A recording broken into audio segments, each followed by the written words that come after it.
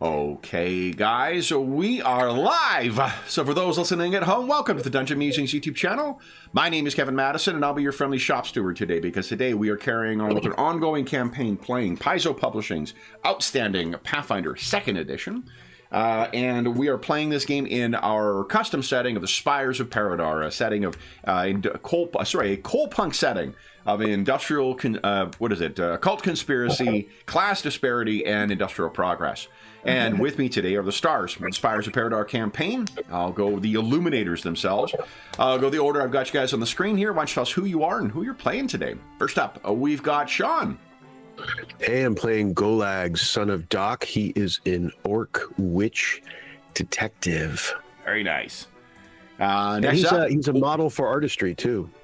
He is, yeah. He is a muse as well. Muse. Yes. Next up is Ingolf. Yeah, hi, I'm Ingolf. I'm playing Basil Rathbone, who is an Isoki investigator. Very nice. And last, but certainly not least, is Darren. Yeah, Darren here. I'm playing Dr. Adam Ursprung, who is a created flesh warp. He's an inventor, but commonly known as a doctor and engineer. And he's got his trusty sidekick, Igor Mark IV. Very nice. Let's hope that Mark continues on. Guys, we had last session, saw some pretty clear developments. We currently continue to develop the mystery, the Guile of the Gaslight Man. And where do you recall leaving things off last time?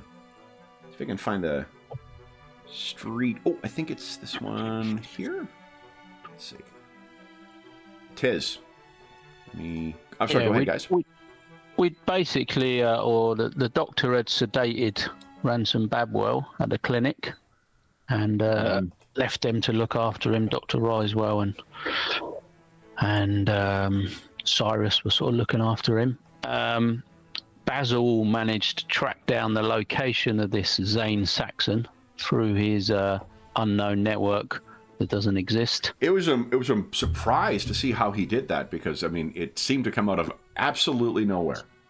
Yeah, just some random passerby in a park, I think it was, just happened to, and almost certainly without any cost. Yeah, nothing to be traded in that exchange. So yeah, we managed to find the location of this Zane Saxon, and we went to confront him, but we sent Sally in.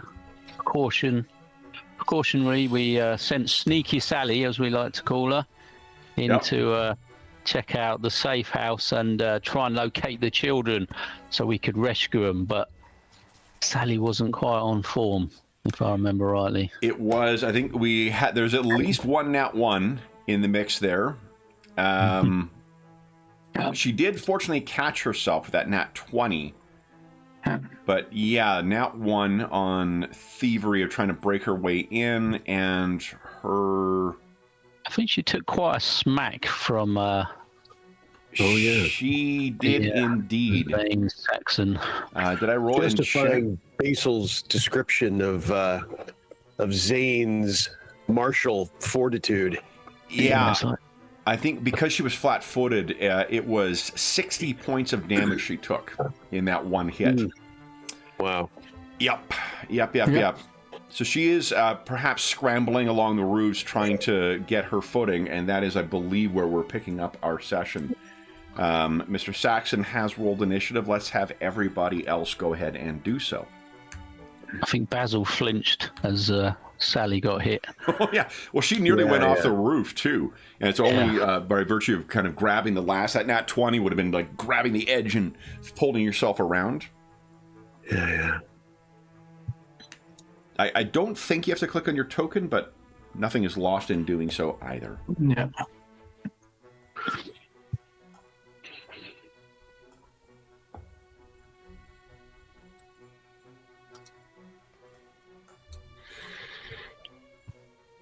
All right, 1, 2, 3. Oh yeah, there's only 3, 2. Okay, here we go. Anyone spending their first hero point to reroll initiative? So tell us how close, what the What does it look like tactically, in a sense? So Kevin? you guys, I believe, were keeping an eye out from about like 2 doors down, and you saw that she was up on top. It's one of the 3-story buildings here. I think we were, or at least I was referencing this one that has the to let on it. So she crawled her way across. She was trying to make her way in through one of these like skylights, and that's when she was whap hit by the club or the cane, the murder cane, as nobody likes to call it.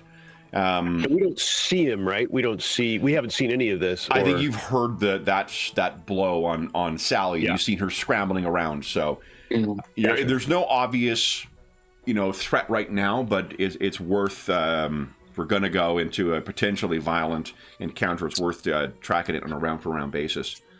Yep. So then, Dr. Ursprung, you were, I don't want this to sound the way it might sound, surprisingly, up first. Just say it. Just say it. Get it out of the way. So yeah, I'm going to rush up to the building myself. Okay. So it's probably like 2 actions to get to the main floor.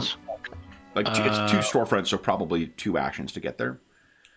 Okay. I might just do 1 then, because I want to send Igor in to try and smash the door in, because obviously the game's up, so I'm trying to speed this process up, get the children out as quick as possible. Okay. So you had Igor's at the stage now where if you give him 1, he gets 2 actions or 3 actions? No, it's still the same, but he can automate himself for 1 action around if I don't do anything. Oh, got it. Okay. So he still works the same as before, but if I just leave him to do his own thing, he can sort of move or attack, basically. Okay, cool. All right. So then 2 moves to get yourself, or 1 move to get yourself up to, 1 action to get yourself up to the 1 door down from that. Then you're giving Igor 1 command. So I'm giving him 2 actions to basically do 3 things. So he's going to run in and try and attack the door. Sure. Basically. Why don't you give us an athletics check, please? I'll get my GM screen out here. Yeah, easily. The doors burst open, and the lock is absolutely splintered by that. Golag. I am going to I'm going to cast Mirror Image. Nice. Okay. So 2 actions for that. And then I make my way towards where I heard the sound. Or maybe I'll join. Yeah, I'll head towards where I saw Sally scramble. So where? I mean, she's on the roof, right? She's 3 stories up. Oh, I see. Right. So where you could get with 1 move or 1 action is to be parallel with where Dr. Ursprung is. Sounds good. He has sent Igor a little further forward. That's better yet. If we're doing the kind of paper doll thing, this is sort of where Igor is right now in front of that building, and then Dr. Ursprung would be around here. So, nothing but the best here, guys. Yeah, I still feel that Mr. Saxon is a little bit too big. I mean, just for our feelings, it should be a little bit smaller and just. Okay. All right. So Golag, you make your way up. Then Saxon will do stuff inside the house. I think he pokes his head out to see where Sally is briefly, and then kind of and retreats back inside. Basil, what are you doing? Okay, so I will. I think I'm courageous enough to if I move the whole time, I could basically catch up to Igor, couldn't I? You could easily reach. So it's 2 to reach the door, and you would still have 1 more action if you wanted to go inside. That I wouldn't do. I would just at first peek inside. I'm at a brave threshold, and like there is, we're hovering about here right now. We're not here. Yeah. We're here. So yeah, I think at this moment there's a little bit of caution. Yeah. Sure. Do you want to try and hide then, maybe, as an action? If I can hide and peek, yes, I would. But otherwise, I would just Yeah. Okay. So go ahead. Oh yeah, you want to seek? That would be an action as well in this game. I forgot. Give us a perception check, please. Let's see what you can suss out from inside there. This is a target of your investigation too, so make sure you're getting that. Oh, so then it's 30. Yeah. 30. Okay.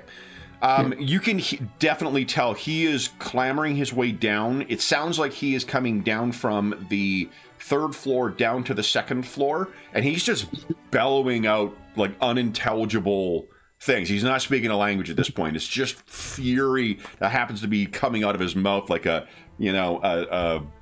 kettle that's hit its boiling point.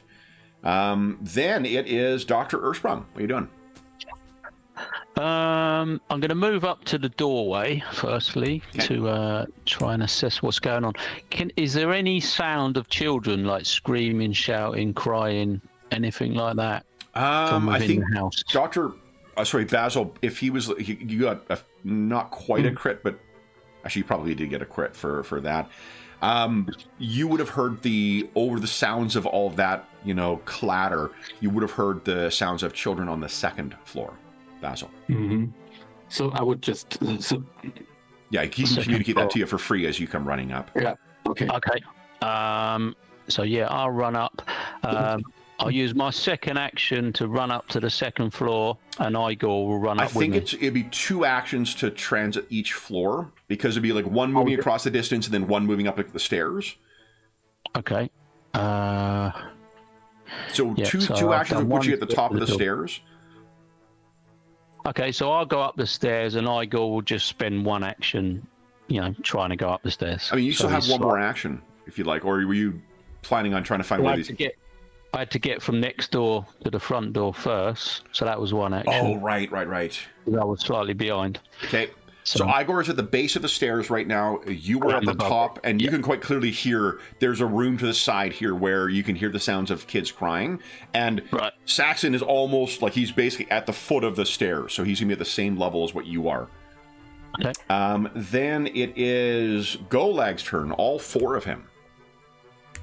That's right. It's more Golag than anyone ever wanted. I am heading in. You guys don't see us. He casts this on his own sometimes.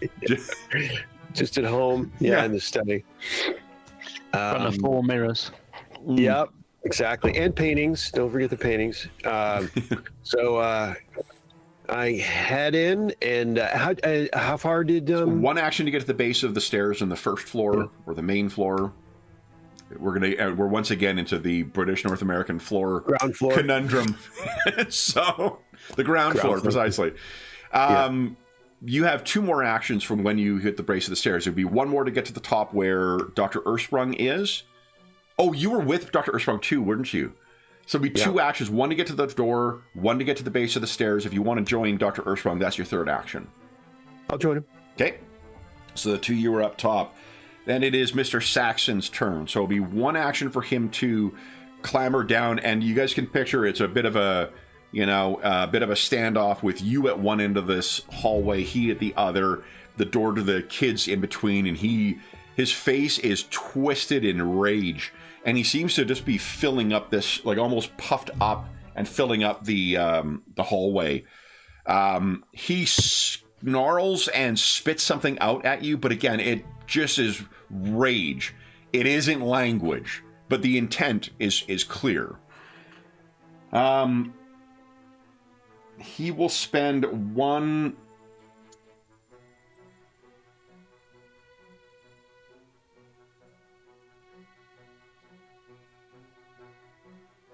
action to move in to where the door to the kids are, and then he is going to bellow at the 2 of you, and there you are hit by a wave of anger and fury that hits as if it was a hurricane.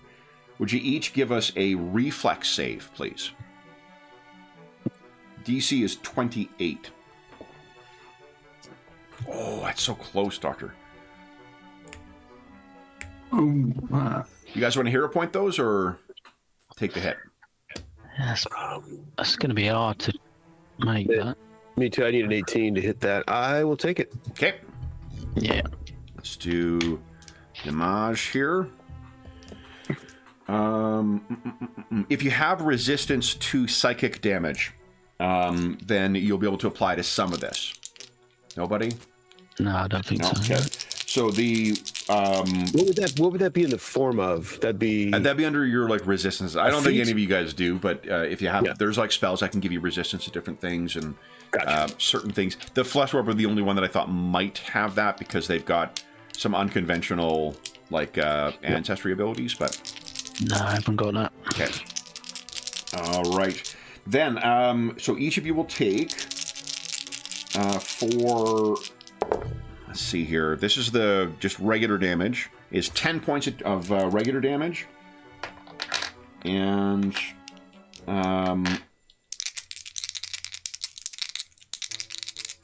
psychic damage is 7 each.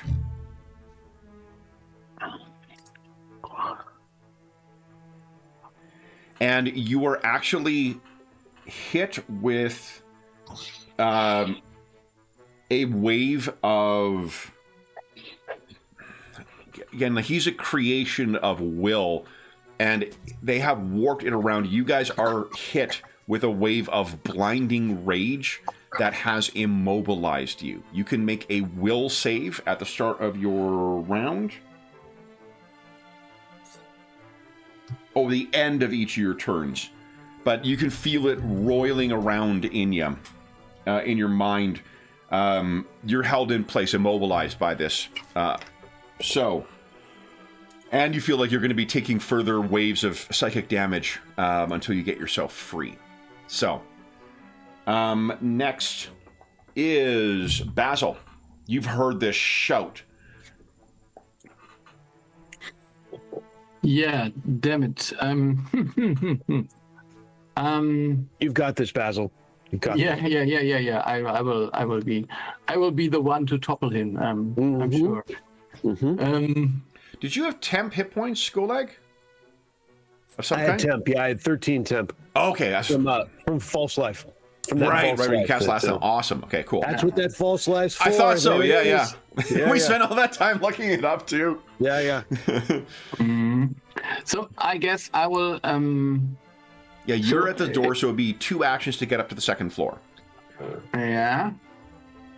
Two actions to get up to the second floor, but then. I think he's still 1 move action away. Unless you're attacking at range. Okay. I think that's maybe it's just I mean, I think he attacked so we can attack directly. So let's shoot him. Come on. Okay. So you race up the stairs and then you can see Adam and Dr. Ursprung, and Golag are on their knees, struggling against something. Yeah, no, so let's hope for a lucky shot. I mean, Come on. 26. 26 is unfortunately not quite good enough. You want to hero point that? So I rolled an 11. So yeah, come on. So, Okay. yeah, that's. We're why at not? noon as well too, so everyone can get a hero point as well. Okay, so I'm trying again. Okay. So let's see. Come on, big. Nat 20, baby! Look at that. Hell yeah. All right, go ahead and roll damage. Roll critical damage. Basil's pissed. He remembers that last Holy time. smokes. Okay, so then, now do you know the critical damage? That replaces the basic damage, right? Not. Yes. It does. Yes. Okay. Yeah. So it's in total 41 critical damage. Hell yes. Look at this. So, Basil, why don't you tell us what it looks like as you land this fucking awesome shot on him? Look at that! Yeah. I think that was... I've waited for this moment for Yes. Yeah. for the whole day, maybe. Just Right. to get back to him. Awesome. All right. Then I will also point out that aiding another is a reaction.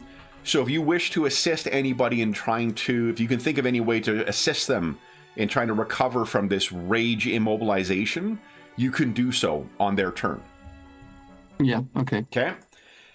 Dr. Earthsprung, first, from the roiling rage, you take 6 more damage. Okay. So I've got a save at the end of the turn, you said, wasn't it? Let's see here. So immobilized. I don't know if it means that you're doing nothing. I'm just checking conditions. Sounds a bit that way. You can't take any actions with the move trait if you're immobilized by something holding you in place. Yeah, so you just can't move. Yeah, so you can still command Igor. So I'm gonna get Igor to come running up the stairs. Okay. So that'll be Igor's first action because he was 1 behind. Yep. And then I'm going to run in Igor to engage Saxon in sort of melee combat to try and keep him engaged for a bit. Okay. And then he's got 1 attack, I guess, then. Yeah, go right ahead. Reactions. No, that's terrible. You want to hero point that? I am going to give it a go, yeah. Okay. Oh, it's even worse. Okay. So he goes in and it just, Saxon with that cane batters Igor's fists aside. Do you have any actions left? I have got 1 action left. Can I do anything? Anything that doesn't involve movement, yeah? Correct. I could try and... And he can't move his arms or anything, right? No. Yeah, you can take any action that's not a move. Just you're taking damage each round, and then at the end of your turn, you'll be able to make a save to try and end it. Yeah, I don't think it'll work, but I'll try an intimidating glare on him just to try and return fire, as it were. Mm-hmm. There you go. That didn't work. That was just a skill. So what is it? It's intimidate. Yeah, just intimidation. Roll intimidation. Yeah. Just as simple as that. Oh my word. Okay, this round's a bit of a wash, I feel. Getting all those bad dice. Saving up for a big roll for trying to get out of this. Speaking of big rolls, give us a will save, please. It's will, is it? Okay. Yep. Here we go. Even with Basil's help, that wouldn't get you out. So, no sense in assisting that one, unless you want to hero point it. What do we need? 28, was it? 28. Was it? Yeah. If you can get to at least 24, it's in striking distance of Basil being able to help. But I'm gonna try one more time. Sure. Yeah. Let's give it a go. No, it's Okay. not happening. Then it is Golag's turn, and Golag, you take 7 points of damage again. Okay. 7. All right. I can see him. I can see Saxon. Yep, he's 1 move away right now. And I can cast. Is that? Yep, you can cast. Yeah. I think it's casting time. Okay. I don't think I can do anything that helps me unparalyze. I'm just going to have to rely on the save. And so the best defense is a good offense in this case. I am going to curse at his willingness to involve children, and those words will start spinning like blades, hopefully. Okay. Let's see.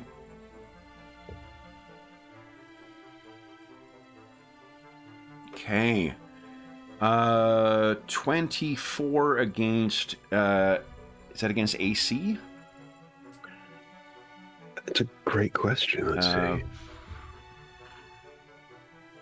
Attack if I make a ranged spell attack. That's going to miss. You want to hero point that? Yeah. We'll try her again. Okay. What did I get that time? An 8. Yeah, I can improve on that. Let's see. Let's see here. Where's it? Biting words. Oh, brutal. Okay. You have 1 more action. I am going to fling at him Shroud of Night and see if we can get any traction on him. So will save against 22. Yeah, he got 30 on, so he shakes that off. Okay. Yeah. There's something very strange going on too. Like you as with your tap into the occult, there is something going on in the space immediately around him. So it is not a fact that it's not like it hasn't passed where it's manifested and then things just can see in the dark. The spells are having difficulty finding purchase on him as a target. It's almost like he's not actually there. Then give us a will save. Let's see if you can shake this gripping rage. I think I've called it something different every time. It's almost like it's as unstable as he. Indeed. Certainly not that the GM didn't write down what it was. Oh, yeah. So I will try to, I don't know, maybe I could just touch him and just say, come on. Come on! Sure. So I'm going to say what is it? Diplomacy. Diplomacy, yeah, that's okay. Nice! So yeah. Okay, an 8 another, I can't remember, does it grant +4 in a crit? No, +2, so... +2 in a crit. So... yeah, if I get... there is something, if you are an expert or something, you would get one more but you're not an expert. Okay, yeah, so you're still like one that. shy. 28 is what he needs. Oh, 28. So that's... I mean, Dr. Erskine hasn't spent his reaction. You could try. Oh, nice as well. You could, yeah. It's a reaction to 8 another. And that's diplomacy as well, yeah. However you want to narratively justify it, I'm open. Oh, okay. Can I sort of use Arcana or occultism to say, it's all in your head, just shake it off? Sure. Sort of as if, because we both... I think occultism more so than Arcana, but yeah, absolutely. Okay, let's try that. Oh, no, that's enough. It's 15 is all you need to give +1. Ah. Yep. Golag, you are no longer affected by the gripping rage. Teamwork. Yeah, which means you can go into melee with Dr. Saxon. So let's see how that goes for Igor. All right, so first he swings that massive cane of his at Igor. That is a 29. Oh, well, you avoided the first crit. You avoided the first crit. All right, so he takes, here we go, and go.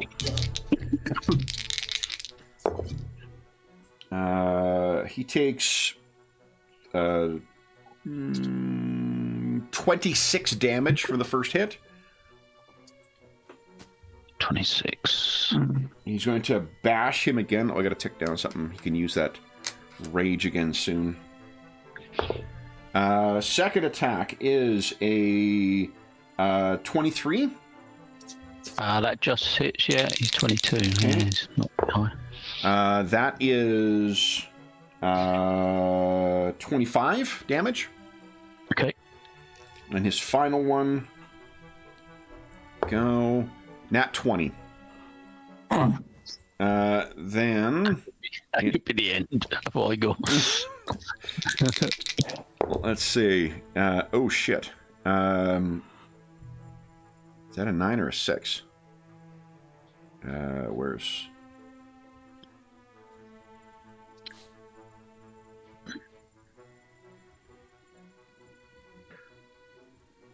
I guess it's a 6. So that's 10, 60 points of damage.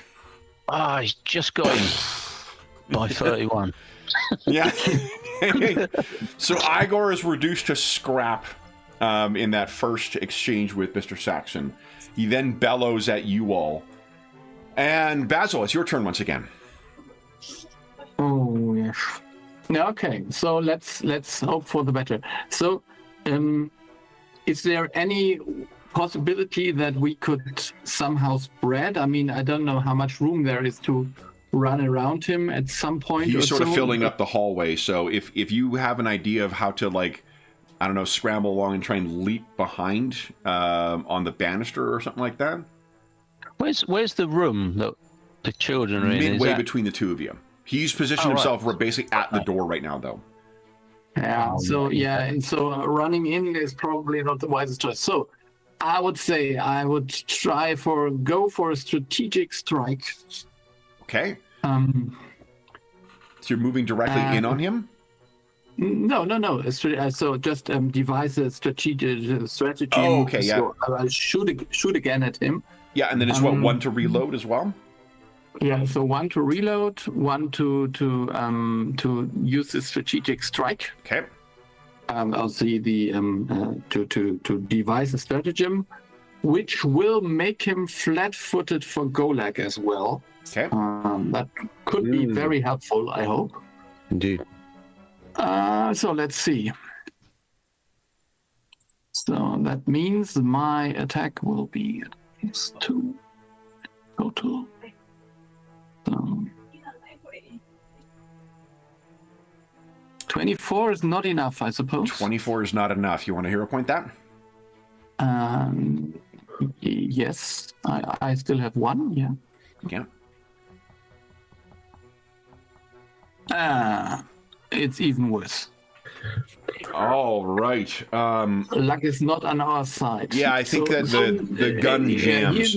So you'll have to make a craft check to unjam the gun before you use it again.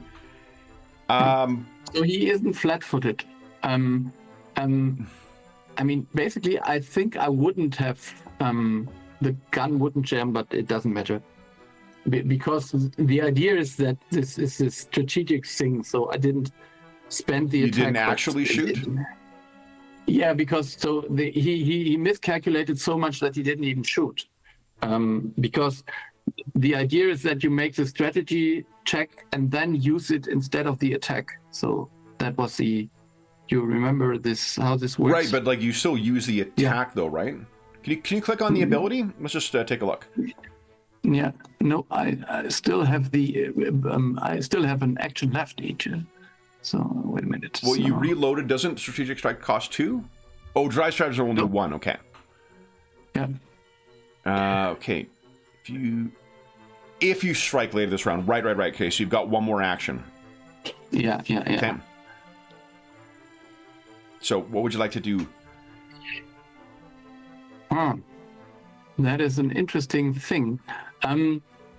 Could I try to, I don't know, climb up the wall or something? I mean, I think it's a normal house, so it wouldn't be high enough to get out of reach or something. So where's it you're trying to get?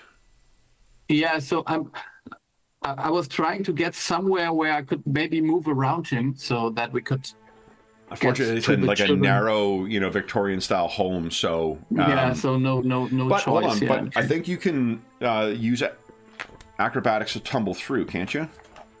Let's take a look. You couldn't. I don't know. In Starfinder, I could, but I don't know. Yeah, in first edition, Pathfinder, you could as well. So let me just take a look here. Here we go. Skills, acrobatics. It's typically like his reflex save, I think. Position. Here we go. Tumble through is 1 action. You stride up to your speed. During this movement, you can try and move through 1 enemy square. You make an acrobatics check against their reflex DC.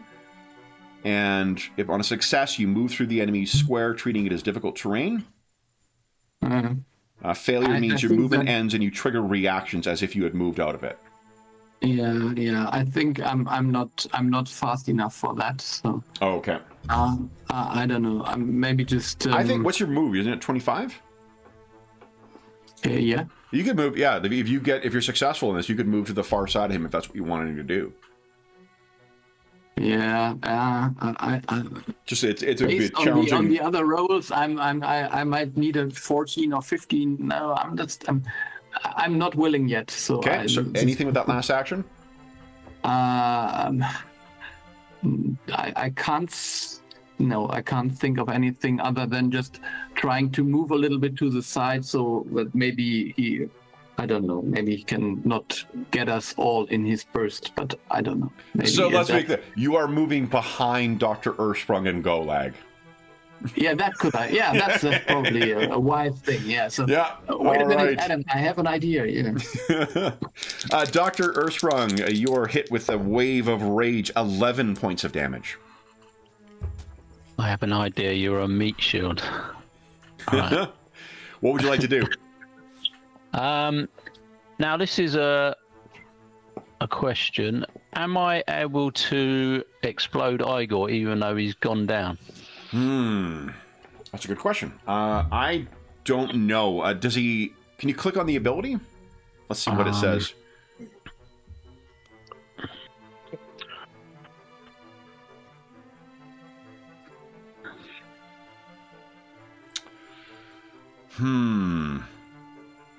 I don't think it really says, to be honest. No, it doesn't. 50-50?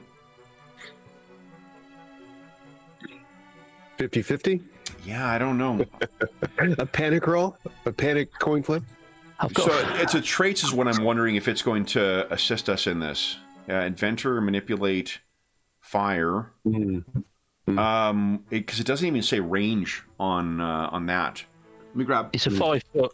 It's a 5 foot sort of. Well, it's a 5 foot emanation, but what the range is for you to be able to give that oh right, so yeah. Take it action. Let me just grab gears and guns or guns and gears. Oh boy. Which I still think has one of the fucking coolest covers of the PF2 era. Oh, nice. Yeah. I sort of thought it would be like a remote, detonation thing, but I don't know. Yeah, and I just don't know whether... It says. Let's see here. It takes 2 actions, I know that. Is that a feat? That's a feat, right? Yeah, class feat or ability. I think it probably come under feat. Does it say? Let's see here. Explode. Here we go. Page 19 of Guns and Gears.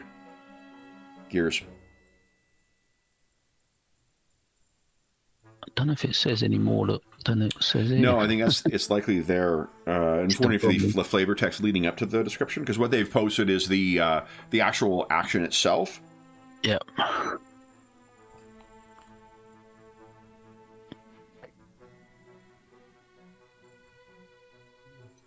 Okay, so it has the unstable trait.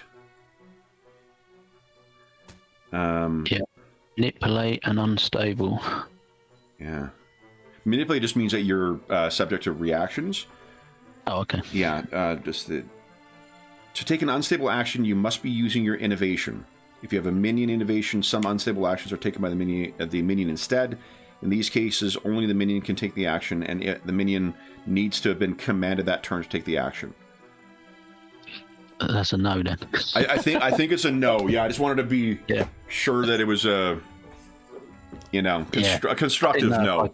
Yeah. I didn't know if I could use him as a bomb, basically, once he was. Yeah, after the fact. I mean, what I would say is if you cobble him back, because he was at there's no minus numbers. Oh, he's a minion too, isn't he? So no, he's fucking trashed. So a long way of saying it does not appear that you can use that. So what would you like to do? That was sort of my plan for the turn. Okay. Can you treat yourself like this is kind of an affliction? Oh, I don't know. Can I heal myself? No, but you can't. You can probably increase your saving throw. So, like the affliction, it works like you don't get rid of them, but you can give yourself a bonus. Oh, right. If that works here, I don't know. I'm not sure about that. So administering first aid is a 2 action action.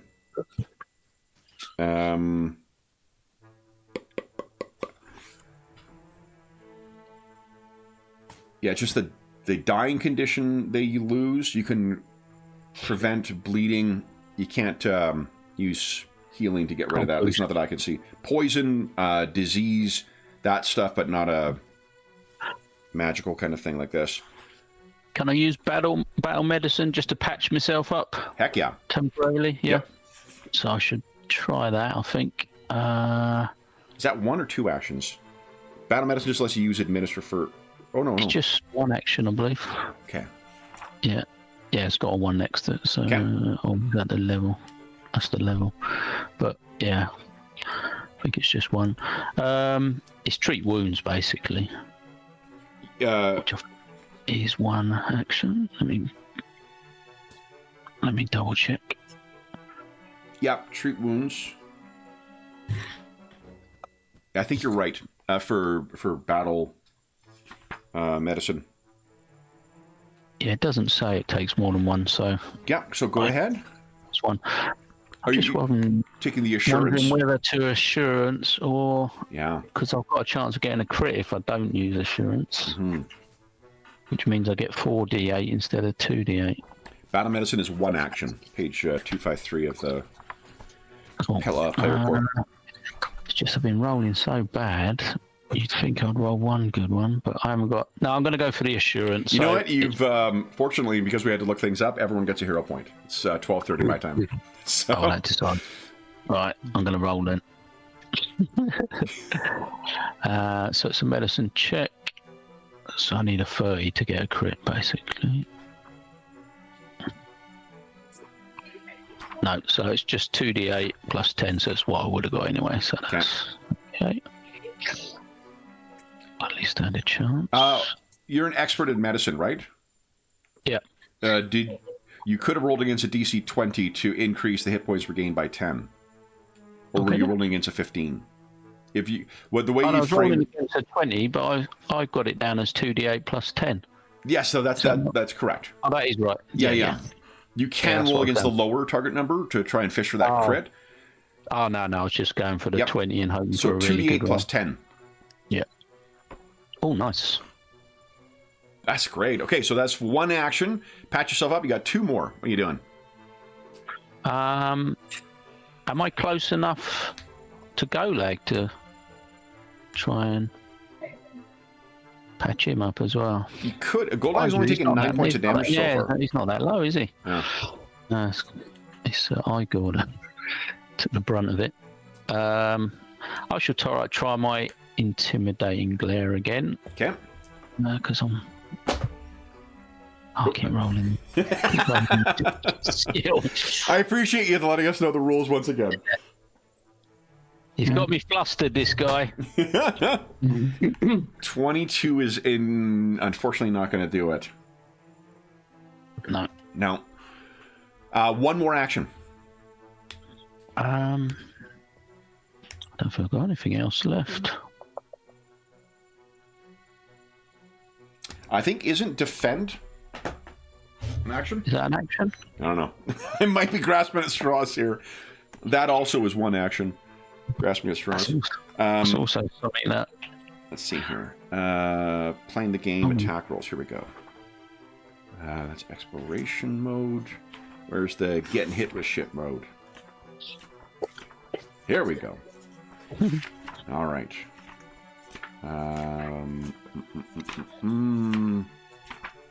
Here we go. Seek, interact, drop prone, delay, dismiss, take cover. Is 1 action. Yeah, you could put like the banister between you and him.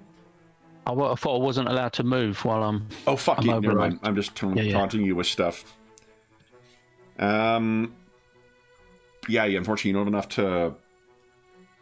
No, I think I'll just have to go for the save, I think. Okay.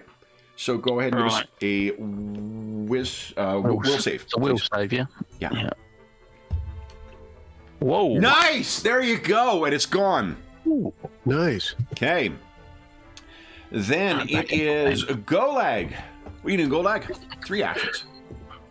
So my biting words is a 3-round attack. It takes 1 action this time. Okay. I'll go ahead and hit it again. Go ahead. Yep. It's going to be devastating. Oh, brutal. I imagine that does feel devastating. So you're not wrong, regardless of what the outcome of the dice roll is. Do you want to hero point that? Yeah, we'll do it. We'll do it. Here we go. Here we go. Come on. Big money. Come on. Oh. All right. On? 2 more actions. What is next? Next is, let's see, I was previously scheming for Dr. Earthsprung, but he is free. So let's see here.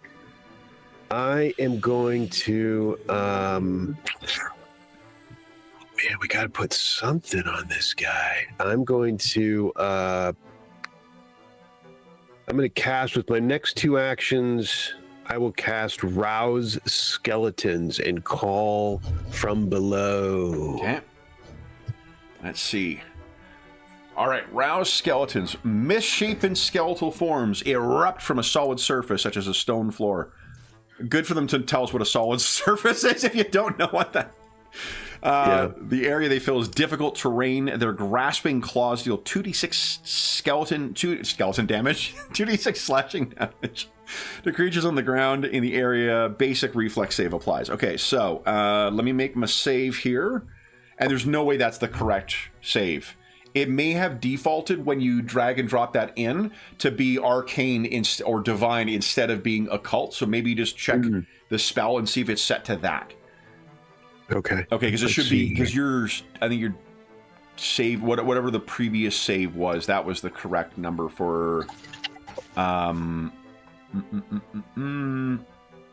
22, I think is your occult save.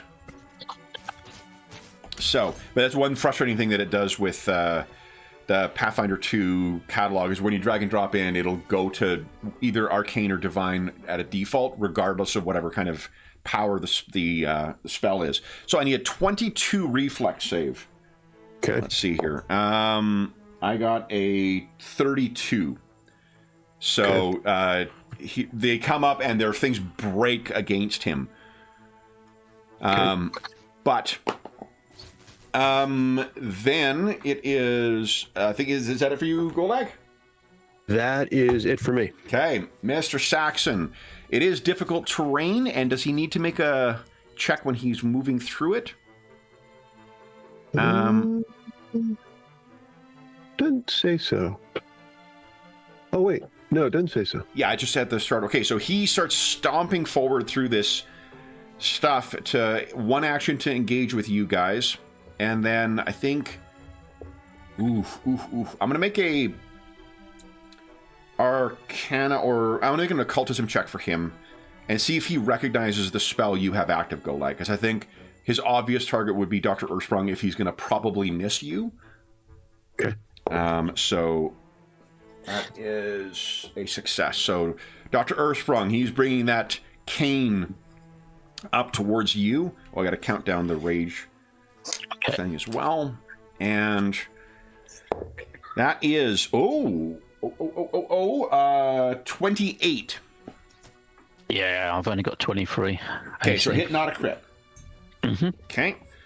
So he comes and strikes you with that cane for the first time. 15, 27 points of damage. And that first hit. And then he'll follow up a second time on the backswing. He's still saying something, or at least his lips are moving, but nothing intelligible is coming out. That is a 24. Yep. 24, 25. 25. Yeah, so not a crit in any event. Okay. 17 points of damage. Okay. Wow. And then it is Basil's turn. I'm assuming you're not engaged with him right now. Yeah. Ooh. So I think. Does that mean he's not in front of the door anymore? He's not, but he is sort of filling the hallway in front of you. Okay. Yeah. Basil could try with acrobatics to get around, not move through his square, but like run along sort of the wall and pogo off. Yeah. That's exactly what I'm going to do first. So, let's see. So give us an acrobatics check, please. Yeah. That's 21. That's surely not enough. Well, let's take a look here. I think this is one of those ones that's not keyed to your level. It's just a flat number. That's an expert move, so that's a 20. Yeah, I'm good enough with that. So you sort of race along and you pogo over. So you're sort of on the other side of the banister right now behind him, closer to the door. 2 more actions. Go for the children or stab them in the back. Go for the children. Yeah. Okay. So then I use 1 action to run to whatever room the children are in. Which is like right in front of you. Sort of like got behind him where the door is. You've pogoed over. You throw the door open. You have 1 more action. The 2 kids are in there. They seem to be tied up with wire to like a radiator. Damn it. Yeah. So then I would start to say, Ash, I'm coming to save you, and try to cut them loose. Yeah, we'll just make it like a, I can't remember what they call it. It's not called a skill challenge, but like an extended task in here. Why don't you give us a thievery check? Thievery, yeah. So it's still 21, but I don't know how hard this is. Yeah, that's probably going to be a fail. Yeah. Do you want to hero point that? Yeah, okay, then I would use the hero point there. Okay. Come on. There you go. That's a crit. You got 2 successes out of the ones you need here. So excellent, excellent job. Where? I wonder if it's on the GM screen. I really love the reforged GM screen for this. It's, yeah, it's really fucking good. It's got really, really useful stuff in it.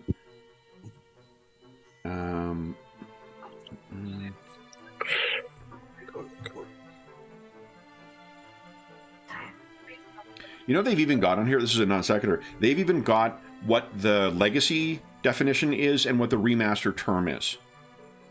So like flat-footed is called off guard now, for instance. Attack of opportunity is reactive strike. So yeah, really, really, really good good screen. It doesn't have the information I was looking for on it, but that's okay. So you, so you're starting to nimble. I think if you want Basil too, you've got like maybe in your thieves tool. I think you've got thieves tools, right? Yeah. In your midst of your thieves tools, you've got these little like wire cutters that you're just kind of snipping through these things, and you're getting very close to freeing these kids. Dr. Ersprung, what are you doing? Oh, that is a good question. Based on the last round that Mr. Saxon took too, it appears that he has also cast something similar to Golag, because there's 3 of him that are moving around back and forth. You need to make a medicine roll to realize you may be concussed as well. Yeah. It's a long walk to that joke, eh? I'm glad you explained it, because I had not caught up yet. I was like, wait a minute. Have I got any way, would I be able to tell if he's fully focused on me? If I like moved, would he follow me? I can't tell. Yeah, you could. You could taunt him. I mean, I was hoping to sort of move downstairs, and if he followed me, it'd give others an opportunity to get out. And I will tell you, the way he seems to be fighting, how fast and reactive he is, you would guess that. Remember, in PF2, the reactive strikes or attacks opportunity are not a ubiquitous thing amongst adversaries. He strikes you as the type that would do that, though. Yeah, that's true as well. You knowing what kind of bullshit DM I am, that I would likely make a boss fight have that kind of action too. Oh no, I mean he's definitely the sort of character. Yeah. So. Yeah, I mean the first thing I'll do is have a swing at him. I mean that'd be instinctive, I think. So. Okay, go right ahead. Try with the old Warhammer. Go. Ban it. You want to hero point that? I think I might need that for something else. That's first strike. That's the first one. 2 more actions. Yeah, I can't really. I think he'd just hit me if I fall back. So I'm trying to remember if there is an action that allows you to avoid. Like deep. I mean, you could take a 5-foot step, like. Oh yeah, you can engage, can't you, with a 5-foot step? Yeah, just say that would be. Yeah, that's what would it be 5 feet so for one action. So you could step. Yeah. Okay, I think what I'll do then is, I'll swing twice and then I'll do the 5-foot step. Okay. To sort of just try and draw him away from that door. Give us basically. let's see here. Give us a deception check, please. Okay. God, have I rolled over a 5 yet? I don't think so. Do you wish to? Yes, a 4-year-old. Do you want to hero point that? Is this to try and? It's to try and to make it to hide what you're trying to do here. Yeah, I will. I'm going to re-roll it. Okay. I want him to follow me. Oh my god. Okay. All right. So you started moving down the stairs. Golag. You were the only one standing in contact with him right now. Oh, great. My last round of hurling taunts. Okay. Here it comes. Now, hold it's going to on. be. Does concentrating on a spell, is that a manipulate action? Let me roll it and we'll read it. Or are you looking up something else? Yeah, no, I'm going to look it up for concentrate. Oh, here we go. Is this because if it is a concentrate action, it might trigger reactive actions, like reactive strike. So I'm just gonna. You can go ahead and roll though. Like if you miss, it doesn't really matter one way or the other. Yeah. Actually, it does because it will be the action itself. Ugh. You want to hero point that?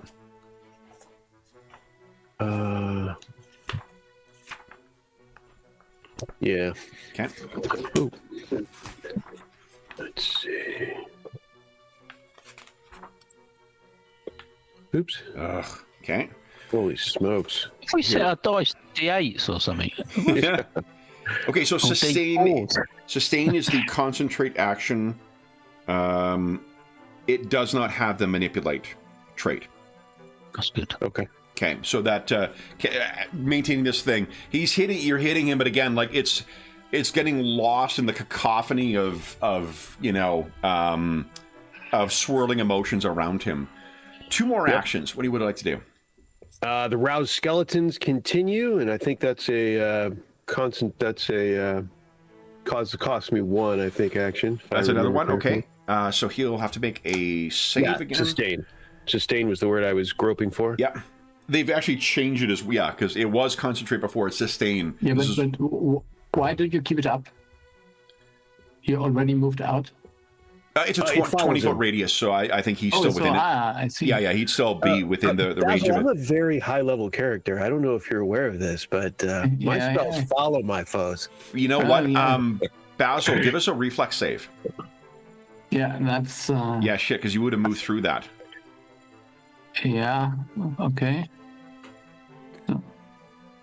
That's what I get from it, yeah, that's... Yeah, we'll retroactively. It wouldn't arrest you in place. Okay, so give us a 2d... 22 was his DC, so that means I get half damage. Correct. Yeah, so give us a 2d6 roll there, Golag. 2d6, okay. Please, and it'll be half this. Okay. So 5 points of damage for Basil by the Skellies. Saxon makes his another crit success on his roll. It was a 32, so...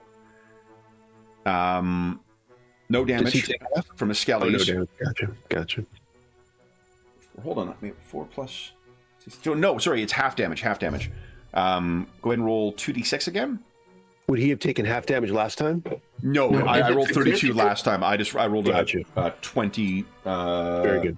4 this time, so 2 points of damage. Okay. One more action, Golag. What would you like to do? I will cast Life Boost on Dr. Earthsprung. Okay. Now, okay, so it is somatic. I think means it has the manipulate trait. Let's see. So you would get 8. Oh, I mean, if it works, you get 8. It'll automatically work. There isn't spell failure in this game. It just Is it means... straight away, or was it at the end of my turn, or the start of my turn, or I can't remember. I think healing is the start of your turn.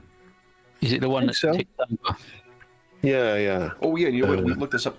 I'm thinking of PF1. We were arguing. 4 rounds, and... So fast healing.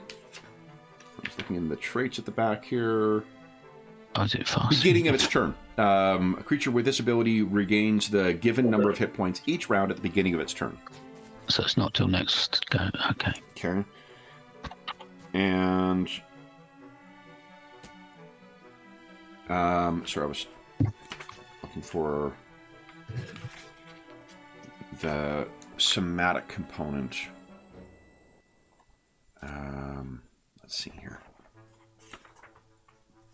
That was the case in the previous edition. Let's see here. Focus spells, spontaneous. Okay.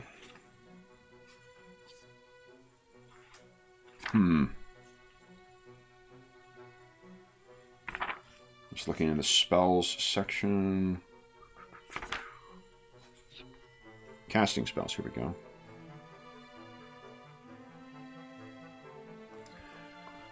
You know, I'll bet you it's in the back.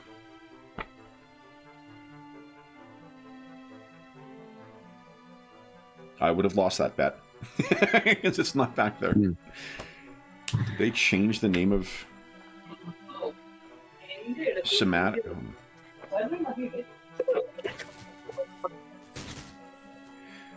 They... It says the spell gains the manipulate trait and requires you to make gestures. Okay, there you go. Yeah, because somatic is gone. That's another one of those changes. So it is a manipulate, which means he's going to trigger his attack here. All right, so Golag. This is, as you activate that spell, Saxon takes off the opportunity at the briefest loss of focus. Let me roll a d4 here. Oh, you roll d4. How about on a 4, he hits you? Okay. Let's just see if it negates the strike. Nope. Okay, so you're down to 3 images. Okay, and then it is Mr. Saxon's turn.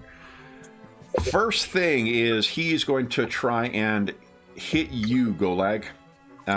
Go ahead and give us a D3 roll. On a 3, he'll hit you, and I'll bother rolling the attack. Okay. A D3, got it. Yeah.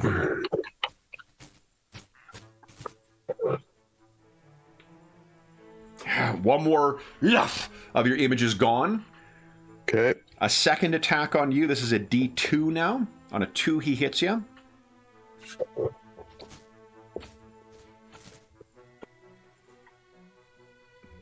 Okay. So we guessed correctly this time, but this is his second attack, so it is -5. That is 23. Okay. 23. My armor is 23. Okay, so he just manages to connect with you. Not a crit. You take 27 damage from that. All right. Now, once he hits you, does that end the spell, or is there still a duplication? I think there's still duplication, but I was just about to look it up when we finish this damage. Okay. You know, I think we... How much did I take? 23, right? 27. 27. Yeah. All right. You did click on it at the outset. So let's see here. Biting words. At nat 20. This is mirror image. With only one image. Once an image's hit is destroyed.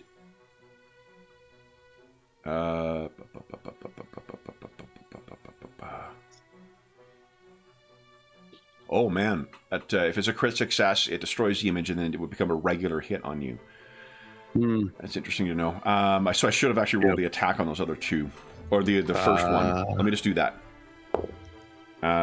Shit. That's rolled 19, so you actually hit one more time.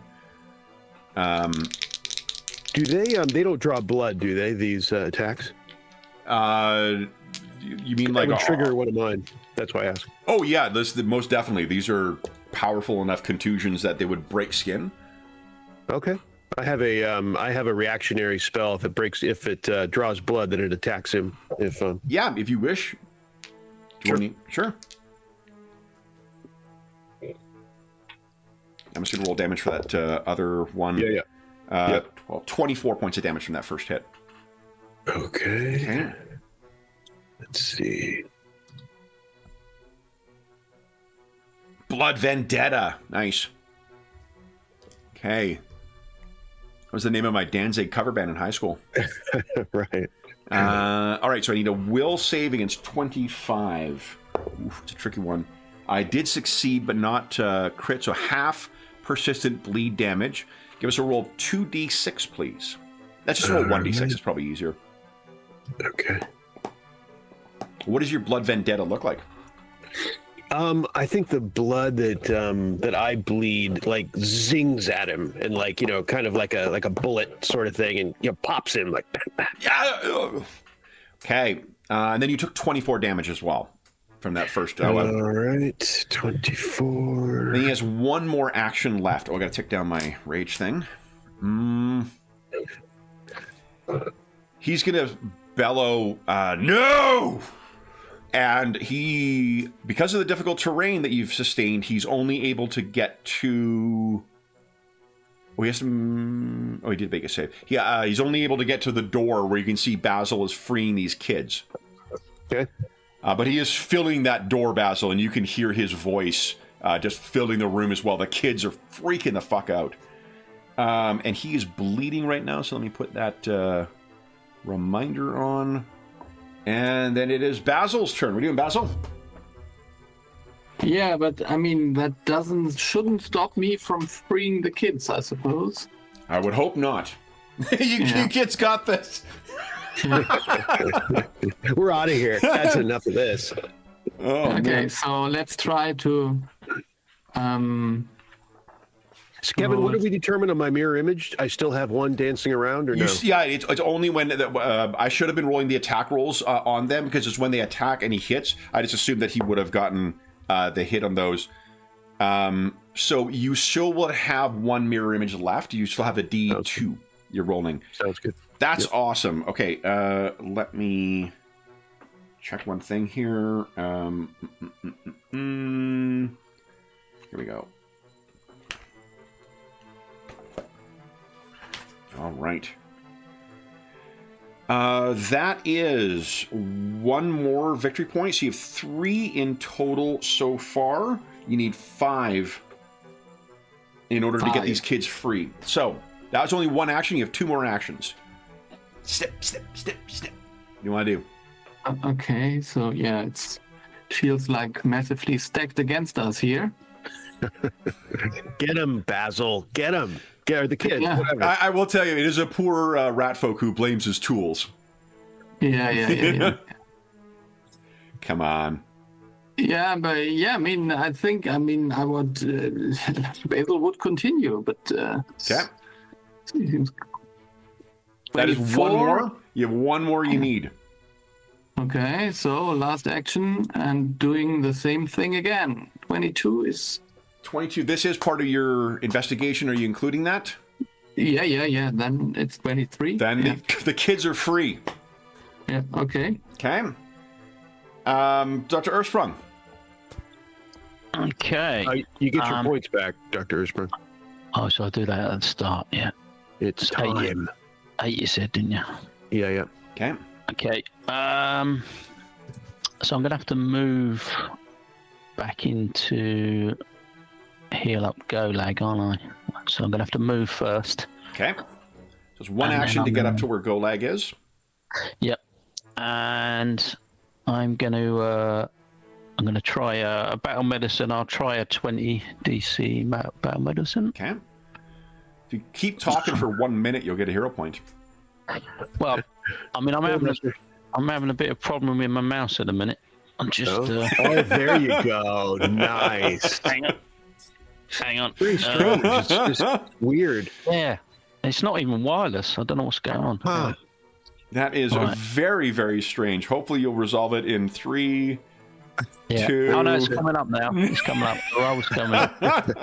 Oh dear. Oh! Ah, All right. That is a terrible roll. And it's 1 o'clock my time, guys. Everyone gets a hero point back. Would you care to re-roll that? Yeah, I'm going to use that. Yeah. You mean you don't want to hurt Golak? Nah. He's actually euthanizing you, Golak. right. Just put him down. Yeah, It's put 'em okay. out of your misery. So that's 2d8. Oh, that's rubbish as well. Look at that. Okay, you get 14 Yeah. back. So you get 14 back. God, What do I get? 14 back. 14. Yeah. 14. All right. You have 1 more action, Doctor. Let's see. Yeah. 14. So he's in the doorway, which is like 1 move away, is it? It is, From where- yeah, 1 move away, and then you'd also be subject to those grasping skeletons. Okay. I'm just gonna. I'm gonna try once again to. Oh no, that's not. I was gonna say intimidating glare is not gonna work if he's not looking at me. I mean, it's not a gaze-related thing. It's more of a presence. So I'm fine with, like, I think it's called glare, but you could still use it if you choose to. Yeah, it's just to try and confuse him and give him extra targets and just Sure. give us a fighting chance. Yep. I've done it again. Okay. There you go. Look at Nice. that. All right, so that is No problem. minus. What does it do? Again, it demoralizes him, right? Yeah, I'm not sure what the penalty is. Demoralize. -1 was the same as frightened. I don't know how they call it now. Oh, well, they may have changed it. Hold on, yeah. Frightened 1. What would be? Frightened 1. The value of all checks and DCs are reduced by 1. So he's Okay. easier to affect. So you bellow at him, and he kind of looks over at you. Then it is Golag's turn. What do you do, Golag? I am going to use a fighting words as my centerpiece of combat. I have 1 more instance of it, and I Okay. am going to unleash a flurry of invective. Here it comes. Now that his Here. AC is reduced by 1, here comes the big hit. Come on. Come on, baby. Oh, brutal. You want to hero point that? Yeah, sure. Come on. Come on. See some green. Come on. One time. That is 1 action. I think I was even 11 too. It's not like too desperate that I need, but I can't get it. Crazy, isn't it? It is. All right, you have 2 more actions. What would you like to do? 1 more action. That one's because I cast it. That's not a. Oh, you cast it. The first time it's 2, and then the next 2 times, the next 2 rounds, it's 1 to keep using it. Oh, shit. Okay. So then you have 1 more action. What are you thinking?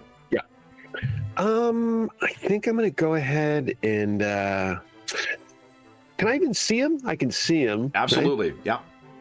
I'm between, trying Shroud of Night again. I mean, if it works, it'd be very nice, but he seems pretty tough against it, or a life boost on me. I mean, he could have a critical fail as well. I mean, there are 1s on the D20. Yep. Okay. Yeah, we know that. I'll do. Yeah. Well, Kevin made an adjustment. He may have made an adjustment in between. Yeah. There you go. There we go. Shroud Okay, of Night. DC We'll give it a shot. 22. All right. Okay. Here we go. I got a crit success on it. So, Good. Okay. all right. So it once again just does not give purchase, but it is Mr. Saxon's turn now. First, I need a reflex save against this blasted Skeletons. skelly thing. I got a Yeah. 26. So that is a success, but not a crit. Give us a 1d6 roll. And give us another d6 roll because he's also bleeding. Okay. 2d6. Yeah. So normally it would be the same bleeding, so it would be 2 damage again. Oh, I mean, you could roll each time if you wanted to, but Is it, hold on. Is that how the persistent works? yeah, normally it is the same.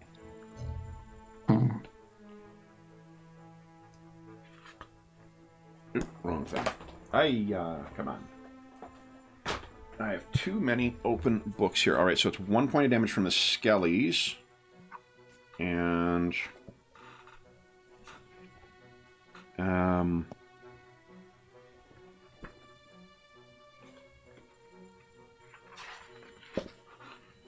we go.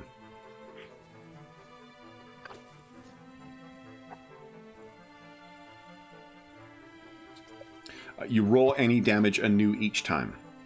Okay. Yeah, so 7 points of damage. I just checked to see because they've changed a bunch of little things in Reforged or Remastered. All right, so he's still bleeding and seemingly ignoring that. And I think... I'm just trying to remember what I need to roll. He's not going to bother spending time trying to stop his bleed. 9. And...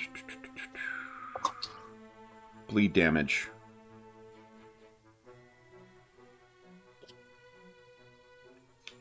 Wait, do all persisting...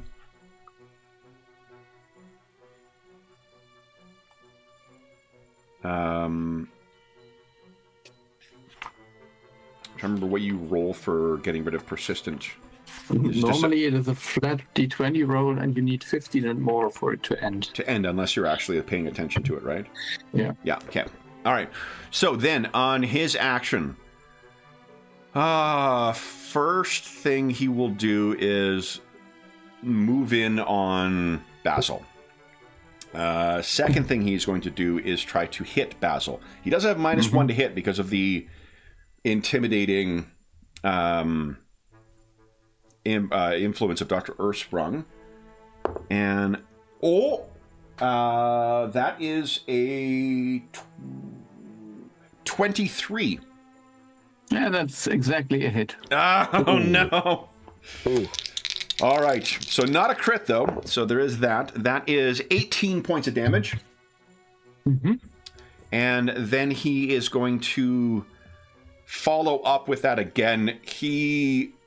What you can make out in his kind of unintelligible raging, Basil, is that he says, "They are mine!" And that is a 27. So not a crit.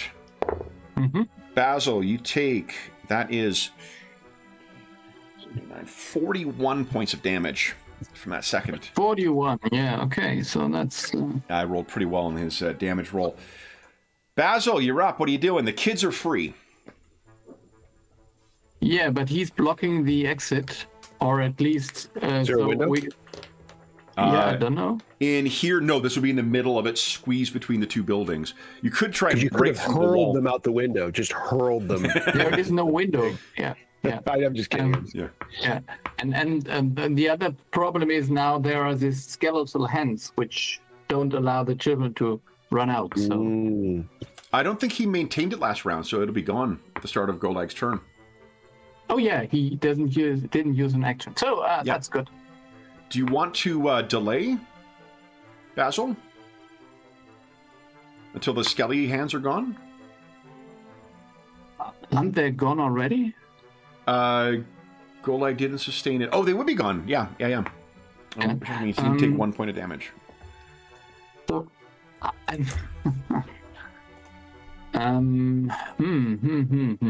So, I mean, the first thing I should do is just try to I don't know, shoot him straight between the eyes. So, I mean, I would use one action to... No, I didn't fire, so I don't need to reload.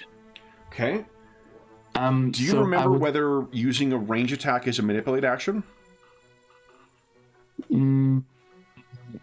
I don't actually care. I mean, I would I would just provoke his reaction anyways, but yeah.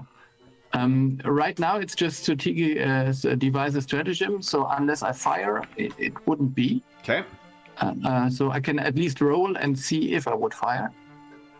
Range attacks are not. It's a strike, and it does not have the manipulate. Okay, so that's good. Yeah.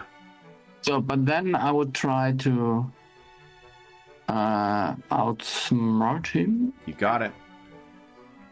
He's still affected by the demoralize, so. So let's see. Maybe. So come on, one good roll now. You want to hero point that? Yeah, I need to. Otherwise, the whole thing is. But maybe it's useless anyways. So 25. 25 is still unfortunately not good enough. But that's only one action. You have 2 more.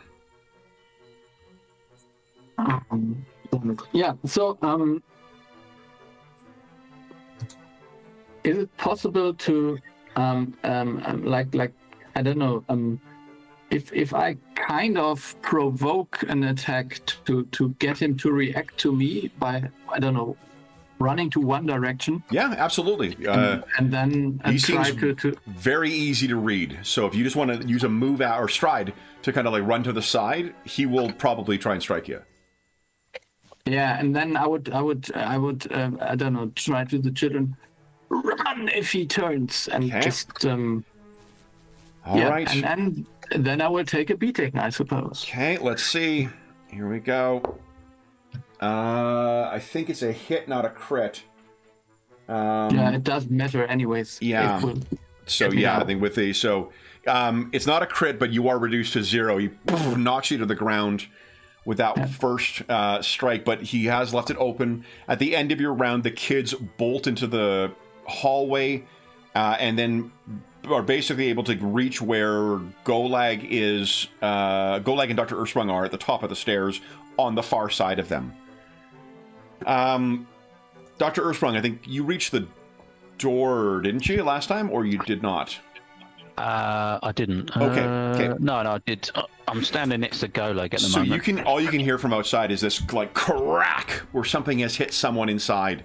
Why don't we take our mid-session break right now, guys, and then we'll come back and take Dr. Ursprung's turn next. Right, okay. So for those listening at home, we'll be back in about 5 minutes.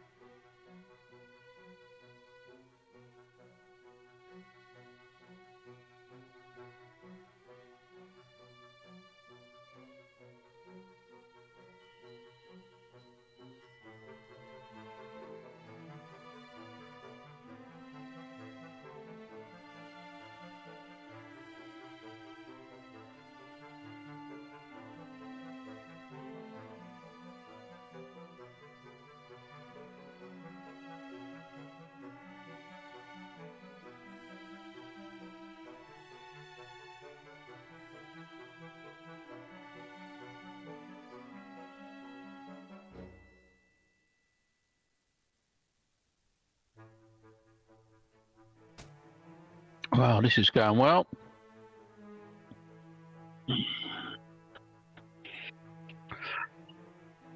Whew.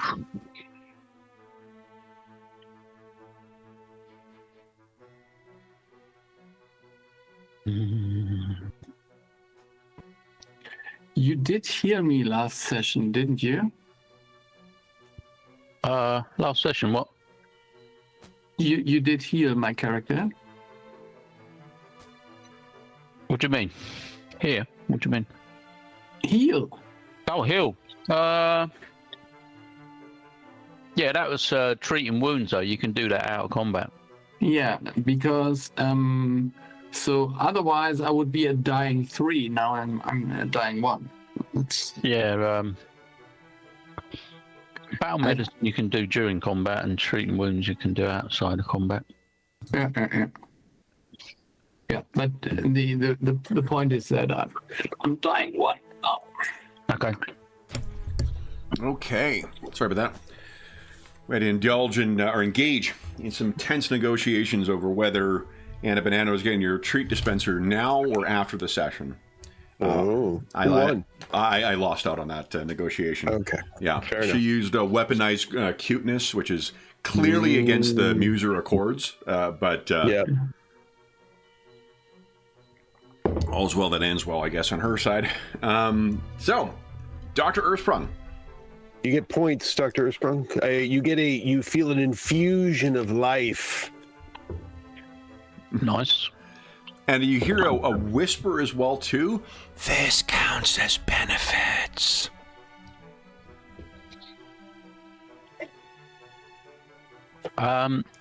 What's happening with the children? What did they do? Have they done anything? They have run out of the room because Basil took the hit for them, and they have run behind you now. Their next move is going to likely be down the stairs and out the door. So what I'm going to suggest to Golag, while Zane's sort of looking away and he's in the room. We can get a recruiter to try and replace Basil, so, I mean... I'll call Sylvan to post a wanted ad in the... in the Paridar Times. Yeah. Make it urgent. Wanted, right inquisitive rodent. Yeah. Right. So what I was going to suggest is, Golag, if you run with the children, hopefully he'll give chase and you'll be able to outrun him, and I can sort of go down the corridor while he's distracted running after you, grab Basil, and we'll get out. You know, if you get him out in the street, you've got a chance of losing him, hopefully.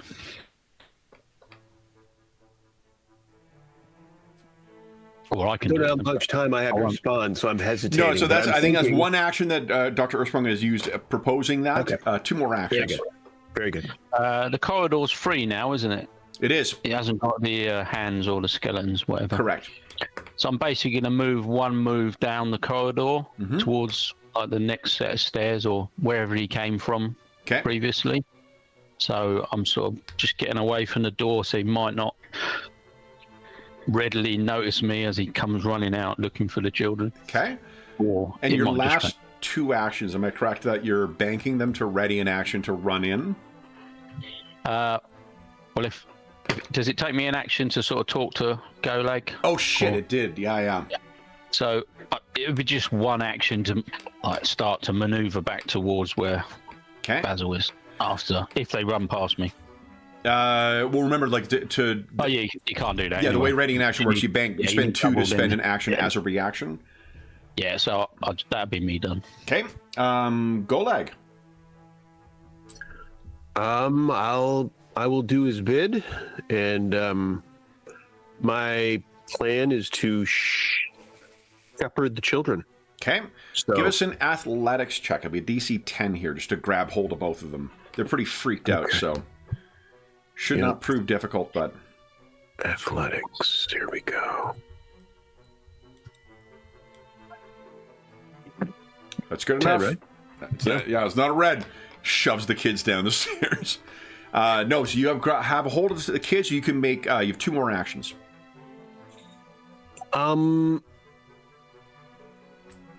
So are we? So we're, Right now- is that just to grab them?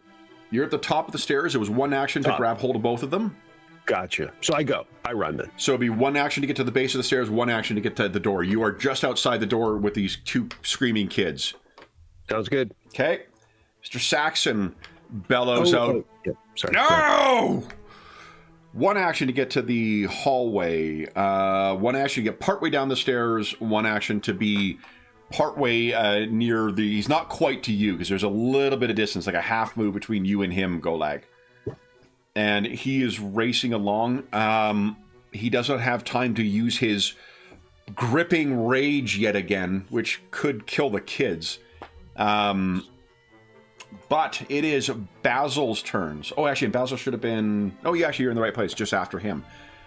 I think you got a death save, or whatever it's called in PF2. Yes. I'm on dying 1. Mortality check, I guess. Yeah, something like that. Yeah. I don't check if I'm mortal. I know I'm mortal. I mean, you're well aware of it. All right.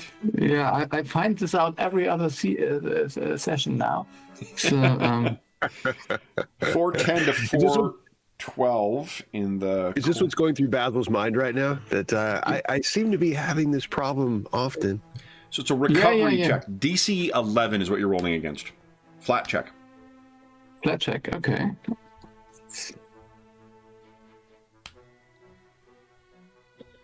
Nice. A success. Your dying value is reduced by 1. You're currently dying 0. If you lose the dying condition. If it ever reaches dying 0, you're still at 0 hit points. You remain unconscious, but you can wake up as described in that condition. Okay. So you stabilize at least. You took... The upside, he's learning how to take these hits from Mr. Saxon. Yeah, I know. All right. Dr. Ersprung. So how long is it going to take me to get to Basil? Is it 2 actions or? I think you probably can get to him in 1 action. Okay. And then I'm going to use battle medicine on him. Okay. I'm going to use assurance. I don't trust these dice today. Okay. So I'm just going to give him 21 back. Okay.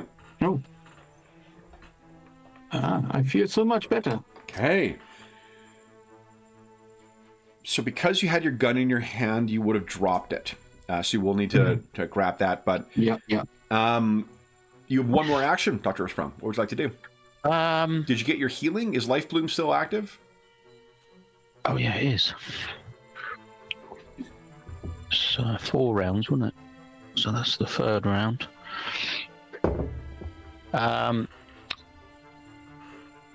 So with that, I'll just move to the staircase. Yeah, I'll just go as far as I can in one. So you're move. you move out. You're like 2 moves behind where Mr. Saxon is. Yep. Okay. Then it is Golag's turn. You're out in the street. You have screaming kids with you, and you have a monster in pursuit. I am going to continue running. Okay. I will head for the direction that seems to have the most. Unless I happen to, my eyes fortuitously fall upon a constable, I will move towards the most crowd that I see. Like if there's action, there's people, I will head for that. Yeah. And I'll be yelling, help. Sure. Give us a diplomacy check, or diplomacy check, please. I don't know why I said it like that. It was more dramatic the way you. Oof. Oh, it's in that 1. I don't have any hero points. 4 minutes off. I think at your cry, the people that were available just fucking scatter. Okay. They're running from you. They hear whatever the shouting is within there, and then there's you racing along. Mr. Saxon is out, and he is going to...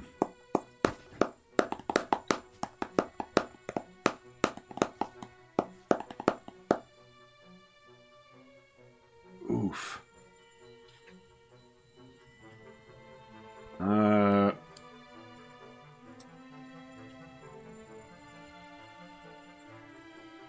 he steps outside. He pulls a pistol from out of his coat. And he's going to fire it at you there, Golag. Okay. If you had a question whether he was the type to strike you in the back, most assuredly. That is a 30. And is 23. Okay, so it's not a crit. And it's actually less damage than his cane. Does that make him slow down at all, or? Yeah, like basically he's had to waste one of his two of his actions. He's able to move a little bit after you. You wasted one, not wasted, but you spent one action crying out, so you've moved 2 away from them. He's moved 1, drawn the weapon, shot you. Gotcha. So there's 1 move distance between the 2 of you. You take 7, 11, 13, 13 points of damage. All right. Okay. And that is it for him. Oh, he's got his... go ahead and give us a D6 roll. He's still bleeding. Oh, yeah. Leg. It ends now, though. 6 more damage, though. Nicely done. With a bang. Nicely done. Okay. Yeah, and I think like the blood like keeps like peppering him, like it goes out and in, like it's kind of like whack, whack, whack. Yeah, and then he shakes it off, shoots you in the back. Basil, what are you doing? Oh. Now, yeah. what is for context on this thing? Even though there is no window in this room, there is at the end of the hallway. So if you want to do anything acrobatic out the window, you certainly could. Like, you can picture this one here is probably, this is the end of the hallway where the next set of stairs is. Okay. So I will grab my gun. Okay. That's one action. Which is still loaded. Yeah. I would run over to the window. Okay. Because I somehow have this idea that everyone Golek is running out. Yep. So you can hear him. I mean, both him and Saxon are out in the street, so... And I was screaming. Yeah, you have that investigator thing to like automatically pick up stuff. So I think your situational awareness goes with that. Yeah. You have a clear shot to Mr. Saxon if you choose to. Yeah, then I would do that. I mean, come on. Yeah. That's... Did I? You can't see it, but there is a sign above there that says "Book Depository." So. Okay. And I guess I think it's like one person that joke is for. Yeah, okay. So, but I can't use my strategic strike now. So I would 27. Maybe that's enough. Because he is unaware of you, that is a hit. Wow. Okay. So, but that's only 6 piercing damage. Okay. But it's something. The glass pane shatters and he turns around from where you've shot him. Dr. Earthsprung, what are you doing? I think this is a final round of Life Bloom, right? Yeah. Oh, yeah.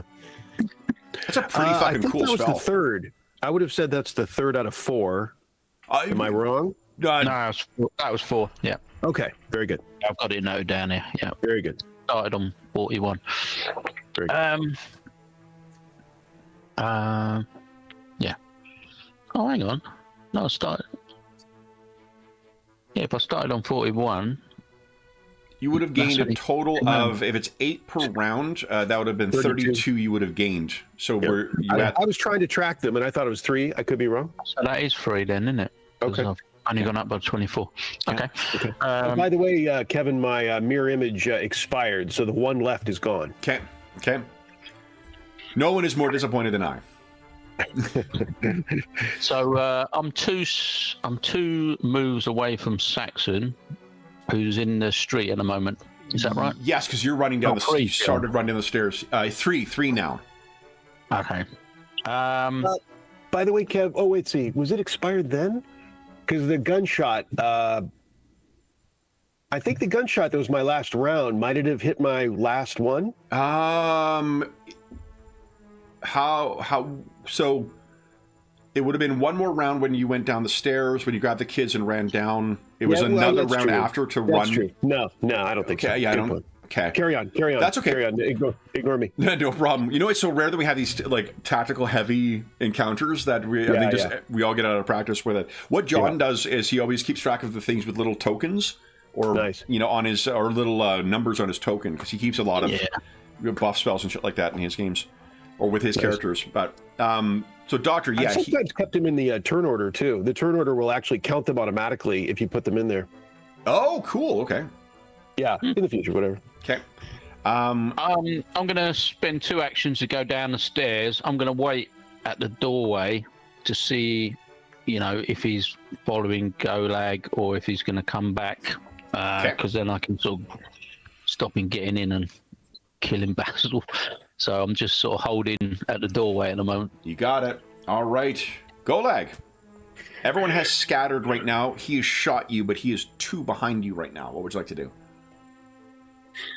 So what is it? So the neighborhood, is it mainly residential? What is no, it's a little more active, but this is also a like warehousing kind of district. And what direction is the car, would you say? Give us a D2 roll. On a 2, you happen to run towards the car. 1, you roll, you ran away from it. Okay. You did run towards the car. So you're probably like 1 full round of movement away from the carriage or car. The issue is getting in the car and going before he catches up. He's a little too close. I think you said it was going to be called envy because of what it inspires in others. Indeed. I'm going to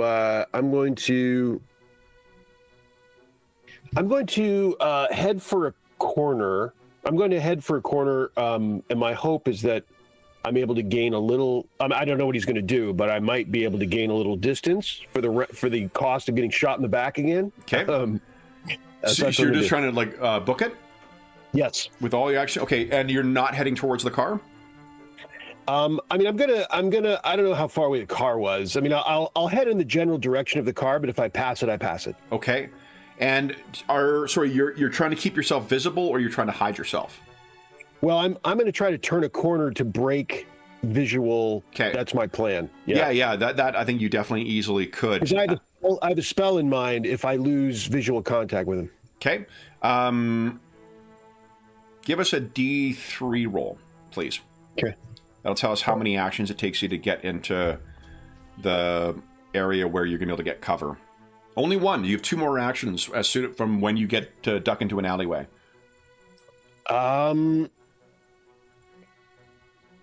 I'm going to try casting it then. I'm going to cast, it's a 2-action deal. I'll cast Invisibility Sphere. Awesome. Incredible. Okay. All right. It does have a somatic component, which means you're dropping one of the kids. The daughter or the son? I think the daughter, I think, is older. I did the son. Okay. Okay. He grabs onto your coat as soon as you drop him. All right, and then all 3 of them vanish. All right, then it is Mr. Saxon's turn. He's going to have to spend all of his actions reloading his gun and running up to the alleyway to... Yeah! And he looks there, and he cannot see any of you. And he can't spend an action to seek. So he is right with you right now. But he doesn't seem... The look on his face tells you he doesn't see you. Unfortunately, the whimpering of the children may be something he could hear on a seek. So, Basil, what are you doing? Can I still see him from where I am? You can. What's the range of your pistol? I don't know. Dueling pistol, normal weapon. I don't know what the range is. We've got guns and gears. We can. Which I, of course, set out before the session, knowing I'd need to reference it. I definitely did need to go back and grab it off the shelf. That would be a Bush League thing to do, I tell you. Here, a 150. 60 feet. 60 feet. Okay, so he would be one range band out for you. Which means he's harder to hit, but I can still hit him, or That is correct. Yeah. yeah. And it's +2 if I remember. I think it's I think the second range band is +2 to his AC or -2 to hit. Yeah. Okay, so then I would try to use my strategic strike. Okay. So it is -2. So so it's the normal roll then in total. Okay. Which is okay. Well, he's aware of you now. The first shot you got was, oh, that's so close. It's close. So do we have got a hero point now? It is 1:30. You should have received a hero point. Who the fuck is asleep at the wheel here? GM is Good holding out on Lord, us. I know. Falling down to the job. Unbelievable. You should bring in someone to your shop okay. steward. Definitely. I'm going to fill out the documentation, that's for sure. Yeah. So I will try again. Come on. Okay. Let's have no. Oof. But at least, I mean, come on. And this time I will shoot nevertheless, although I'm missing. Okay. Just so I maybe just I don't know. To Just draw his attention? Sure. Yes. Yeah, Okay, so that's 2 actions. You have 1 more.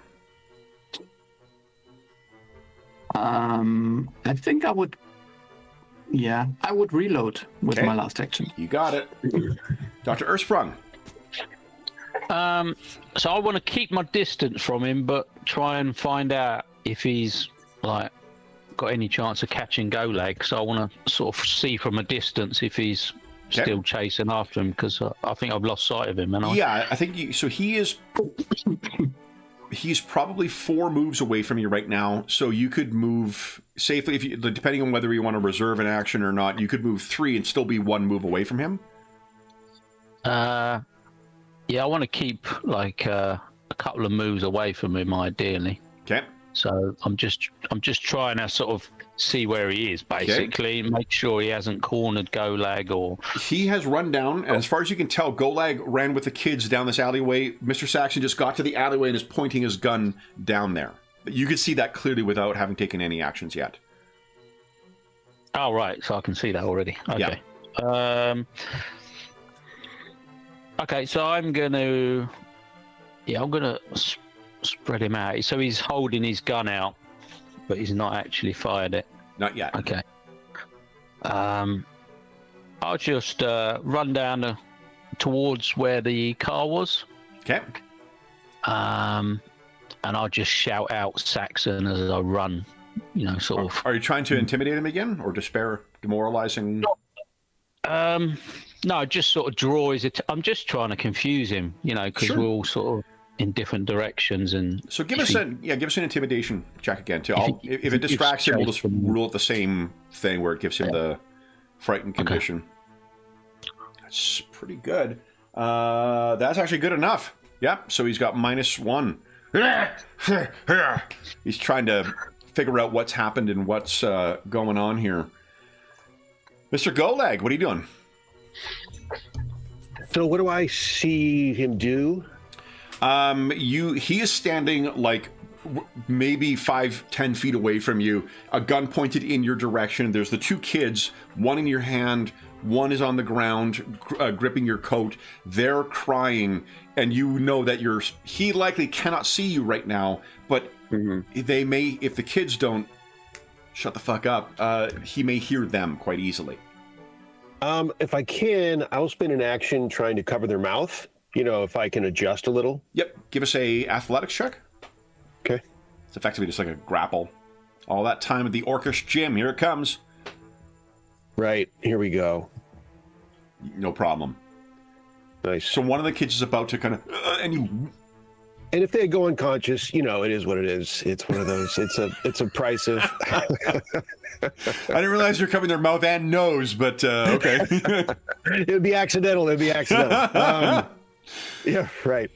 And then I am going to try to lead them carefully away, get some distance. Okay. That's the rest of my.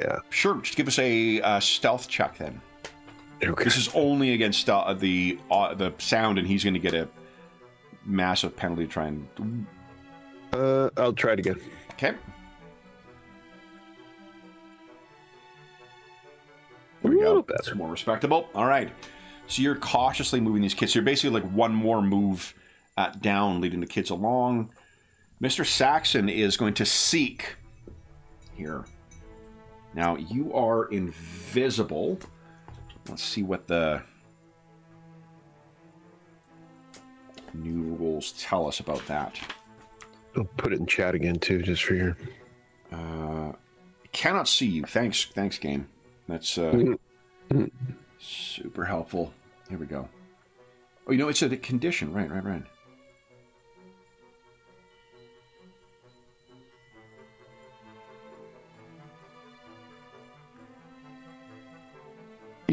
Okay. Aren't they even undetected? So they are, yeah. And what his seek check can do is you can try and hear them, so he'll be aware of them being there, but not be able to see them. Yeah. They are currently hidden as opposed to undetected. Yeah. No, they're undetected as opposed to hidden. Sorry. Yeah. So here we go. I'm going to make a seek check. Nat 20. So there's this like pharaoh grin he's got on his face as he stalks forward, pistol in one hand, cane in the other. Now, let's see here. If you are hidden, let's see what that says. Hidden. Creature knows your location but can't see you. Okay. So it'd be one more action for him to stalk down towards where you are. And hidden, here we go. Creature you're hidden from is off guard. It must succeed at a DC 11 flat check to target you with an attack Golag. So he comes up, and he's seeming to trying to listen to your footprints or your footfalls. Mm-hmm.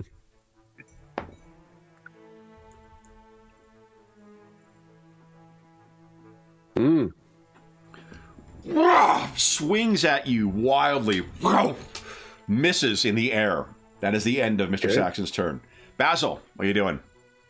You've seen him walk into the alleyway. Yeah. I think I would... So is it faster to jump out of the now broken window with acrobatics and then maybe most assuredly. With an acrobatics check, you can use that awning to kind of like tumble off of that and down into the ground. Okay, so yeah, I'm just alive again, so come on, let's... we'll say a DC 20 to land on your feet in one action. Yeah, no problem. I did. Okay, poof, poof, you're on the ground. 2 more actions.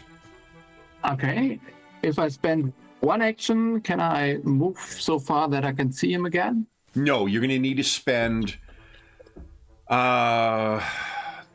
he was 4 away, so you're going to need to spend 3 more in order to reach the alleyway and go in, and then see in. He had started running a fair distance down the street when he was pursuing Golag. Okay. Yeah, so and I would run at least with one action. Yeah. And I think... Hold on. Yeah, speaking of run... Yeah, I can twist a few yards out, but... Yeah, give us an athletics check. Let's see if you can cover the distance. No 25. problem. So yeah, you're at the edge of the alleyway, and you can see that Saxon has moved about 25 feet down the alleyway, and you've just seen him swing at something. You cannot see anything else in the alleyway. Okay. Okay. Okay. Then it is Dr. Ursprung's turn. What are you doing? How far have I got towards the vehicle? You had 2 available moves, right? Because you did the one yelling at him. Yeah. One more, Yeah. you'll be at the car. So I'm going to Yeah, I'm going to pick up the vehicle basically. Okay. So one to And reach then- there, one to like mount it. Yeah, and then start driving back. To I assume where- that Golag Oh, gave you the cool. keys, right? No, I'm kidding. It doesn't require keys. Made me have a set of keys. So this thing is active. Why don't you give us a We're craft going to have check? to have a discussion about that second set of keys that I was not aware of. I hotwired it. I haven't really got A a set. 25 on crafting, and you'll be able to move with it this round as well. Okay. Oh, right. Let's re-roll it. Okay. I want to get. Oh God. No, I'm not so good at hotwiring it. It turns out he's put a special little trick on it, so the what do you call it? The ignition will trip out. Yeah, it's got one of those bars on the steering wheel that you couldn't quite get off. Yeah. God damn. The Gaslight. club. The club, he's got a club on there. Yes. All right. So then it is Golag's turn. You have these kids in your hand. They're completely silent. He's taking a swing at you. He doesn't seem to know where you are. Oh, sorry. He seems to know where you are, but he still cannot see you. What would you like to do? So what are the chances of, I haven't used my shadow like this before. So for my shadow peeling off and creating a distraction elsewhere, because I see that to become a shadow, let's see, can he interact with things? I'm trying to kind of bring this back into focus. Yep. Because my idea is for him to go the other direction, and maybe into a,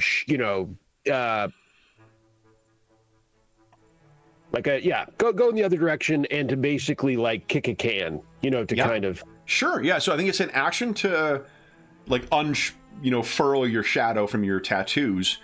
Yep.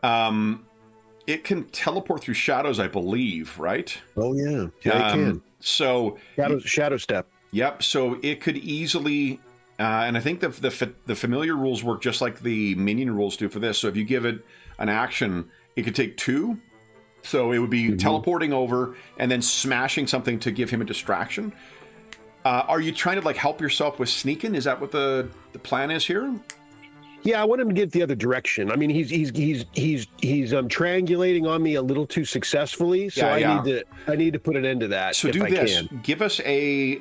Here's the way I'll treat this: is if you go into your shadows character sheet, because I think we've got one for him.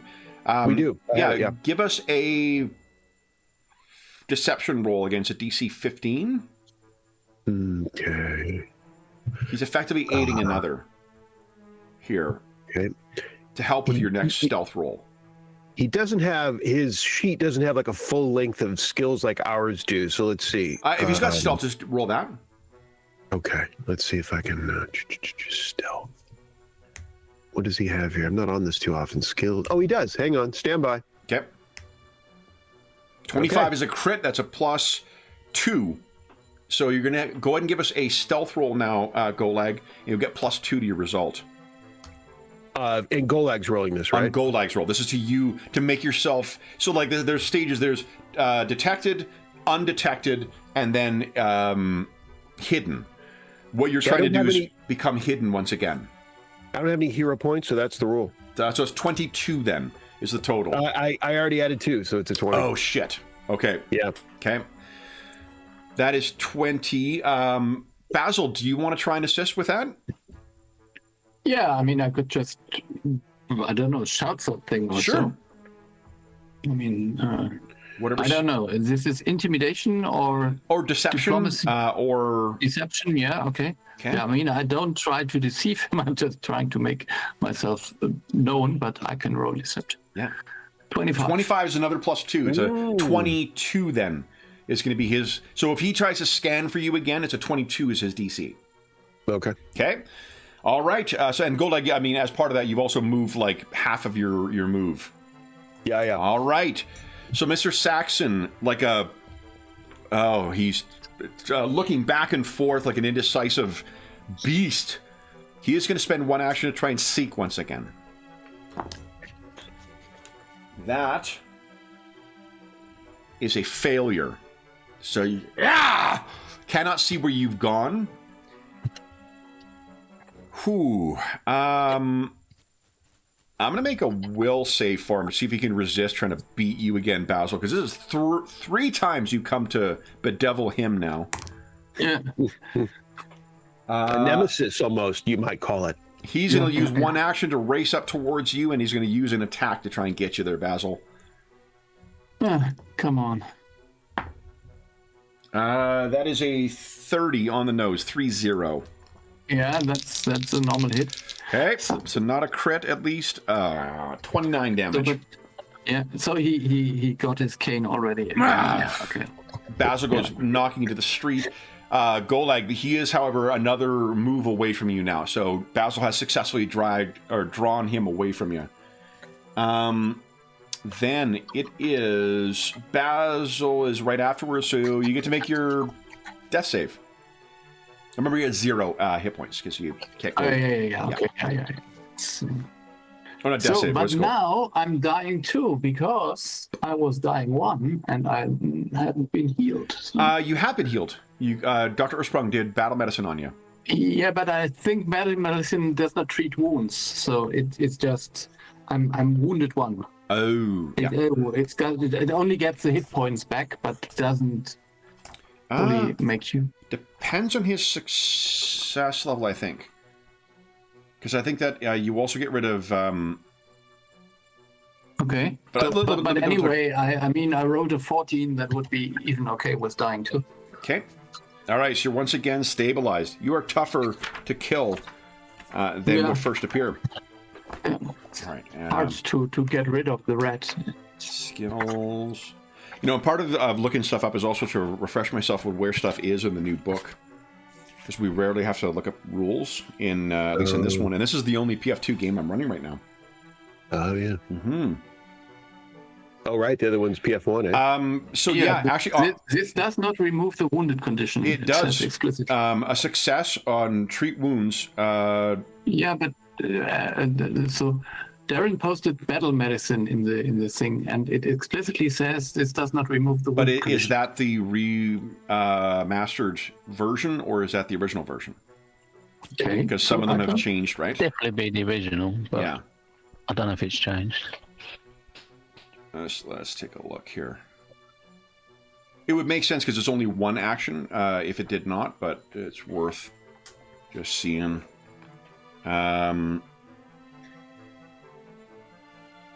Doesn't remove the wounded condition, so it's the same thing as before. Mm-hmm. Okay. Then Basil, so you are stabilized once again.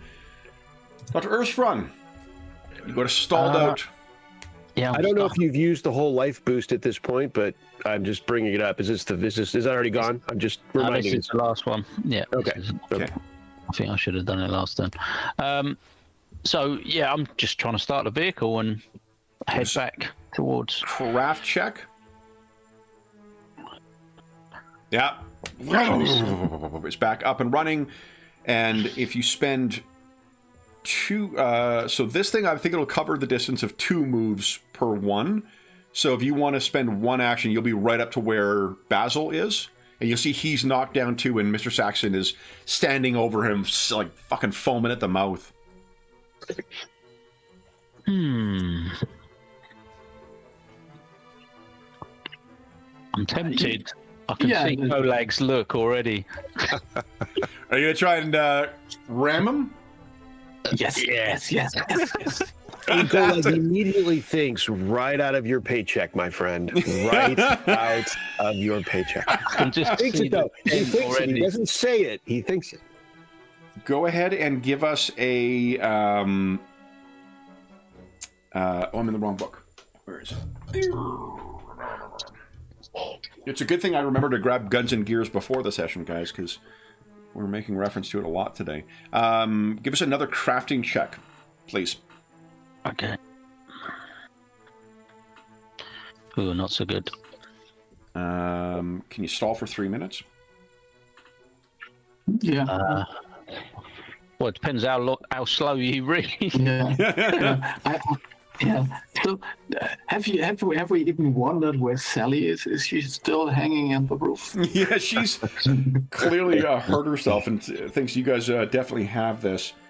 So hold on. You know what? So that is to operate it. You're fine. It's a basic save to avoid the damage here. So he looks up and sees this. Let's make his save. I did succeed, unfortunately. He needs to roll quite low for this. But give us a 3d10 roll, please, Dr. Earthsprung. 3d10. Okay.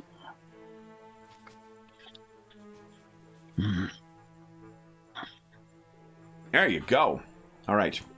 So that'll be... he's hit by this thing and knocked back a little bit. Then it is Golag's turn. And Give us a will save for seeing your car run into Mr. Saxon. Probably. So he's at least 2 away right now. There's the noise of this thing operating in front of him too, so it's going to be even harder for him to hear you. It may be safe to start like sprinting away if you wanted to escape with the kids. But that would leave your vehicle, your ally, and your dying companion behind. And to go towards the car would be going towards Saxon, right? I'm just saying the obvious, just so I understand. Yeah. Okay. Yeah, I think we got to get away. I mean, if the car was triangulated differently, I'd go towards the car, but we're gonna make distance here. We're gonna what's the duration? We got 10 minutes on the sphere, and so to get like a bit of distance plus the sphere's remaining time will be enough, I think, to really cement the kids' escape. Is my plan. Got it. Yeah, 10 minutes. So you have escaped with the kids. Full stop. Okay. Mr. Saxon is going to seek. Bellows in rage. And then he points the pistol at you, Dr. Earthsprung. Okay. That is a 30. Yeah, that's a hit. Okay.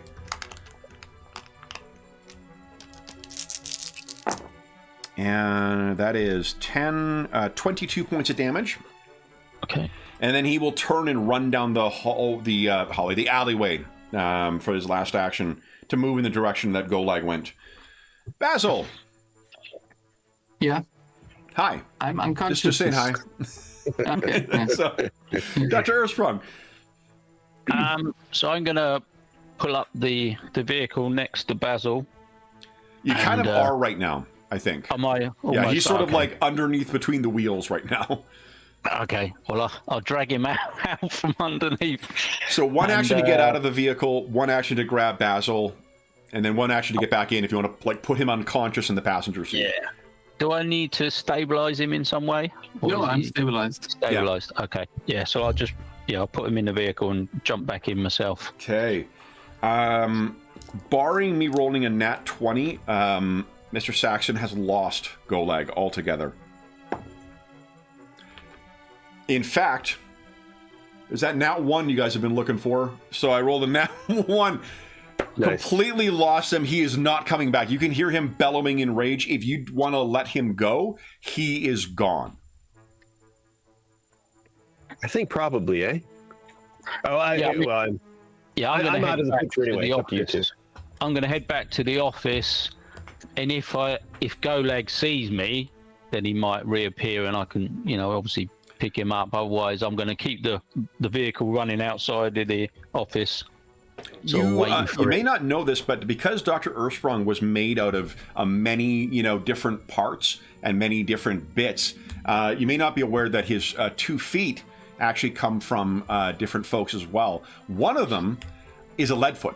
So I think there's very little chance of him actually catching Dr. Earthsprung before he reaches back. However, Golag, when you tell us what happens as you sort of carry these kids away in invisibility for 10 minutes. What's your thought or strategy? Is it like you reappear and call a cab or what? Yeah, I think I would turn some corners, to reinforce the lack of visual sight, to break contact. Okay. Because I know it's going to go down, obviously, my spell. So it's imperative that I that I do as good a job as I can when that goes down. Okay. And then I'll call a cab. Then I'll call if I don't see the vehicle, I'll call a cab, which I probably What do you won't. say to the kids once you get a chance to speak to them?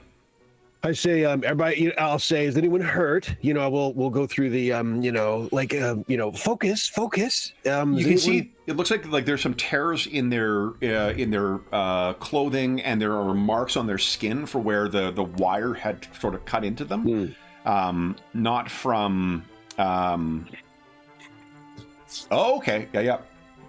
Okay.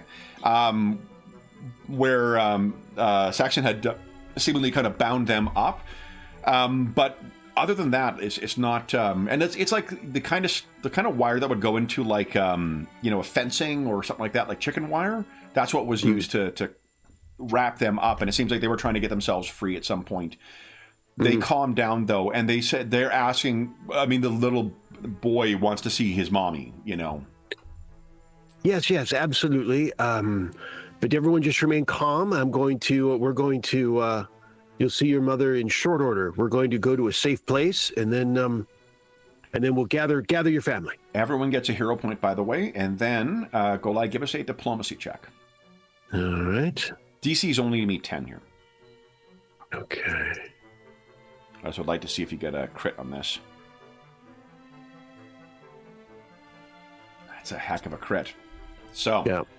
These kids are absolutely completely going to follow whatever you tell them to do.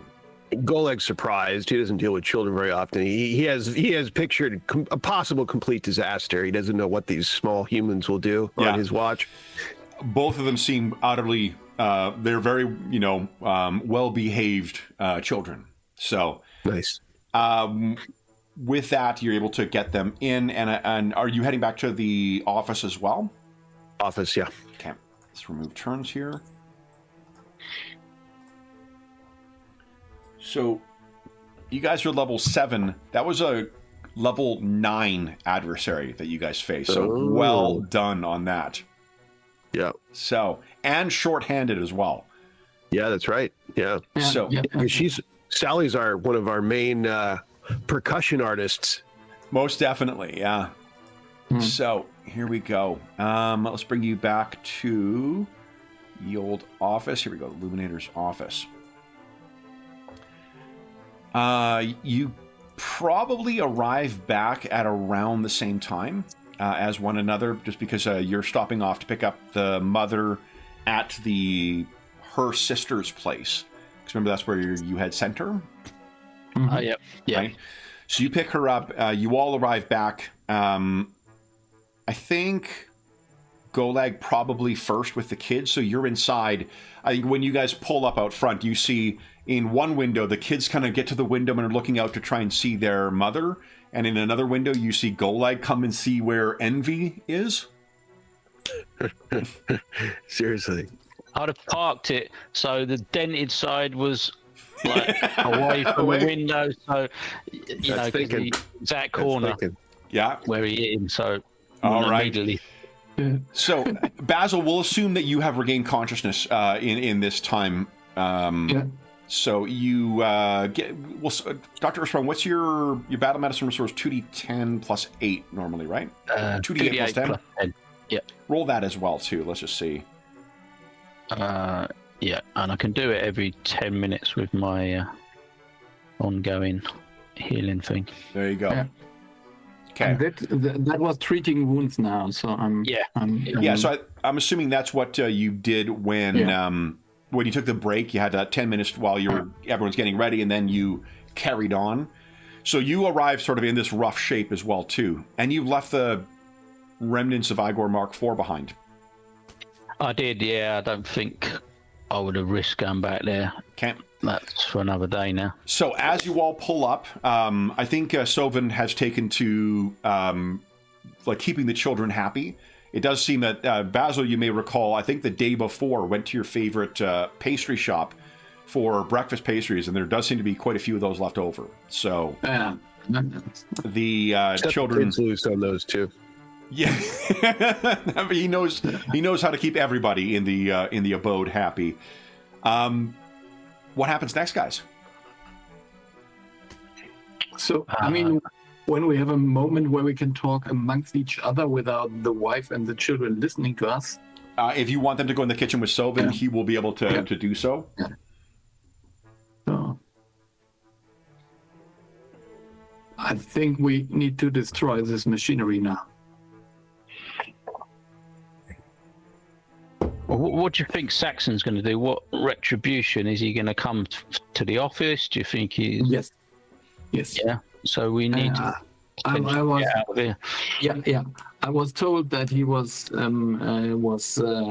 employing other service personnel, like I don't know, assassins or whatever. So I think we aren't safe here for a lot of time. So we need to move quickly. For right now, Dr. Earthsprung, you what is it? Ward medic allows you to treat more than one, doesn't it? Yeah, ward medic. So do you want to treat everybody? 2 targets. I don't know if you're a master in medicine. 4. Yeah, I'm a master, so I can do 4. Okay. So do you want to do an assurance, or do you want to roll? I've got a fate. I've got a fate point. I've got a hero point, so I shall roll for Golag. Okay. So I'll roll against a 20 and see how we do. Look at that. Ooh, nice. 4d8 plus 10 or plus 20? I think it's still 10. Okay. So get 28 back. 28 back, Golag. Nice. And then we'll try for Basil. Wow. Yep. Bit late, but the dice have Turned. that won't make it though. 21 for Basil. It's good enough. And I might as well do myself as well. That's just 2d8. Okay. Okay. Nice. Oh, wow. Yeah, That's crazy. All Well right. done. So, and do you remember offhand what it takes to restore your minion? It's a good 24 hours or 48 hours or... Is it? Okay.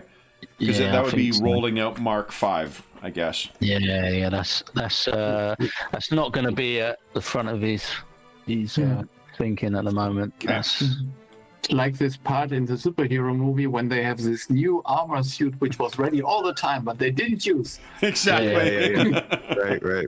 just open another cupboard. Right. Okay. I'll take the time to get my focus points back. Yep. Like a relax.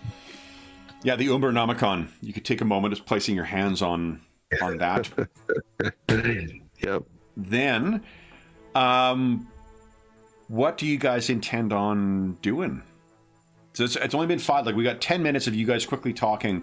Where are you intent on sending? I guess if you think Saxon may be coming here, where are you sending Mrs. Babwell and the kids?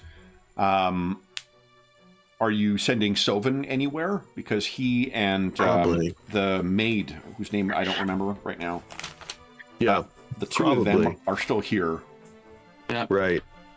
So maybe to the clinic. I mean, yeah, it's not terrible. Yeah. I was the only thing I was going to say is maybe how was our relationship with Order of Saint Sylvester would be the only other thing I was going to throw out there as a possible that they'd be protective, but no, okay. And they were investigating you for murder, so maybe. Yes, but I'm protecting children now, so I can't hurt. Yeah. Like as a character I'm my own character witness now. I'm trying to remember. Yeah. Did you, Golag? Did you meet with Sir Barnabas? I feel like we did have that. Yeah. I'm in the same unhelpful place that it seems like it happened, but I can't remember. Anyone else? I don't think it did. I think it was on the to-do list. Oh, on the You were agenda. gonna That's try right. and have a word with him and try and convince him that you're not. Dr. Urson put the good word in for him. I tell you, like, if there's any place that would be safe from him, both from a physical threat and from the whatever kind of political or industrial influence he may be able to expend, if you can't, since Archibald Morgan seems to be missing, if you went to Barnabas Steele, there would be no safer place for these kids or that mother, because it is a supernatural threat. But one thing to consider is explain how much detail you'd want to go into about the nature of the threat. But truly, Golag, if your first meeting with him is trusting him with people at risk, that could go a long way to them viewing you in a different light. Because he loves that. That's his reason for existence, right? Yeah. Seems like unless there may be other, there can be more than one reason for doing things. But from when Dr. Ursprung spoke to Steele that second time, did he strike you as a fanatic or as someone who was open to? I mean, there was a negotiation and a discussion. It wasn't like a, wasn't like talking to a brick wall. He wasn't zealotry. Yeah, he wasn't. He was listening to what I was saying. He was. Yeah, but then again, I would imagine that he was questioning the children and the wife, and I mean, he wouldn't just protect them, would he? I know he'd still, he'd talk to them afterwards, and he'd want to find out. But they would be able to back us up. I would have thought the story. Yeah, I mean, getting help would be really helpful. And the kids, what do the kids and the mother know about what's actually going on?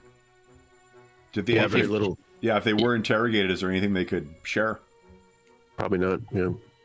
Well, no, but that would be maybe, I don't know. I can't judge this person. Maybe he would just then, I don't know, try to force something out of them or so. I mean, if you're a monster or like some creation or something, then you don't want to go near him. But if you're just a normal member of the public, and you haven't done anything wrong, I would have said they would be all right with him.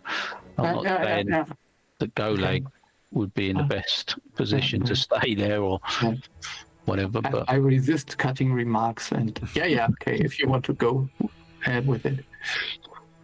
And it does kill too. If we think his primary drive, or one of his primary drives, is to protect the innocent, then I would think they would be fine. And that would be that, and of course that would have to be in place. And if we think that's true, it does help kill two birds with one stone. If it helps as a tertiary matter, it helps Golag's case with the order. Yeah. It shows that you're doing the same thing, right? Or at least. So then I'm sorry.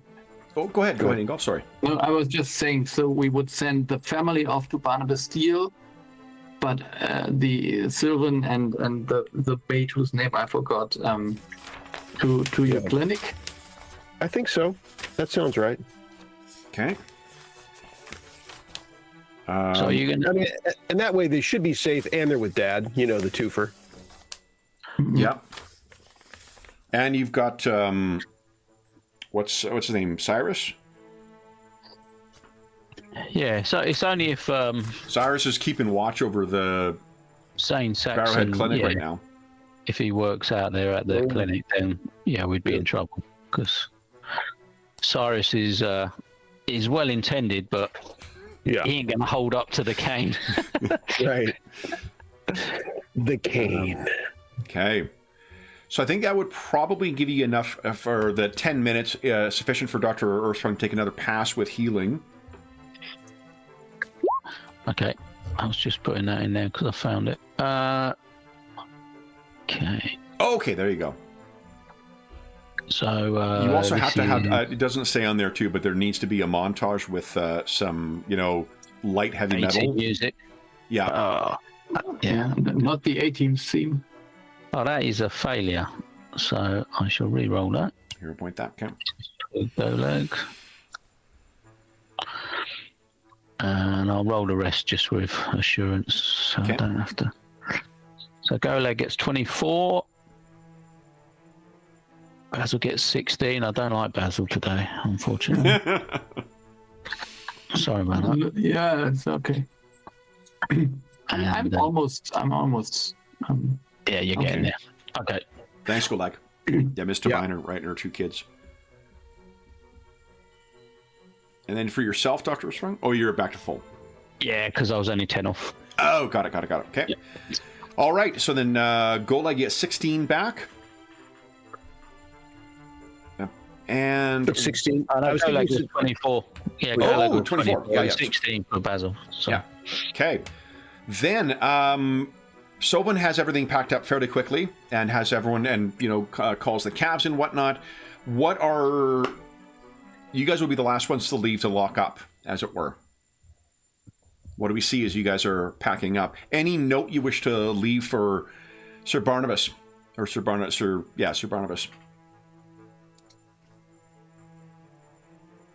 At our office, you mean? Well, if you're not accompanying them to drop them off with the Order of St. Sylvester, I'm assuming that you're sending a letter with them? Yes. Oh, I see. Yes. Yeah. Gotcha. Yeah. Something along... go ahead. My dear Sir Steele, this family was beset upon by a violent, scheming, and everyone pitch in here if something's Dr. Ursprung and Basil, by a violent scheming fiend, and are in need of temporary protection. He is seeking them, and we ask for your assistance. And I'll sign it, to give myself cordially yours for tertiary purposes. Yeah. Gulag SOD. Indeed. So indeed. So they're sent off. We see them leave in their own carriage. We see Sovin and Mr. Boehner head off in the direction of the clinic. Sovin would ask, is there any message you would care for me to deliver to... Sorry, I've already forgotten his darn name. Dr. Risewell. Dr. Risewell, I remembered. I couldn't remember your... Cyrus. To Cyrus Betty work there. Cyrus or to Dr. Risewell, sir.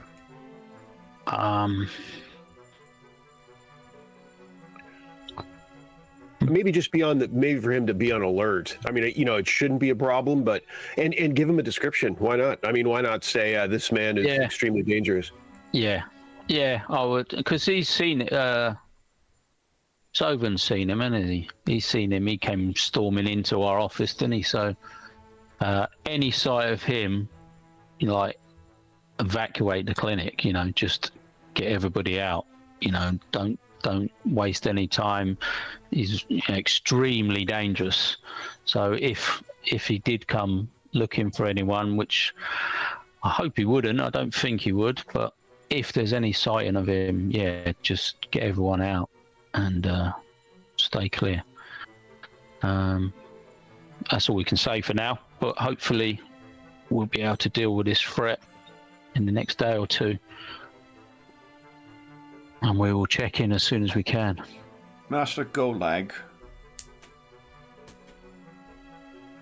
do you wish to inform Sir Barnabas and the Order of where we are keeping safe?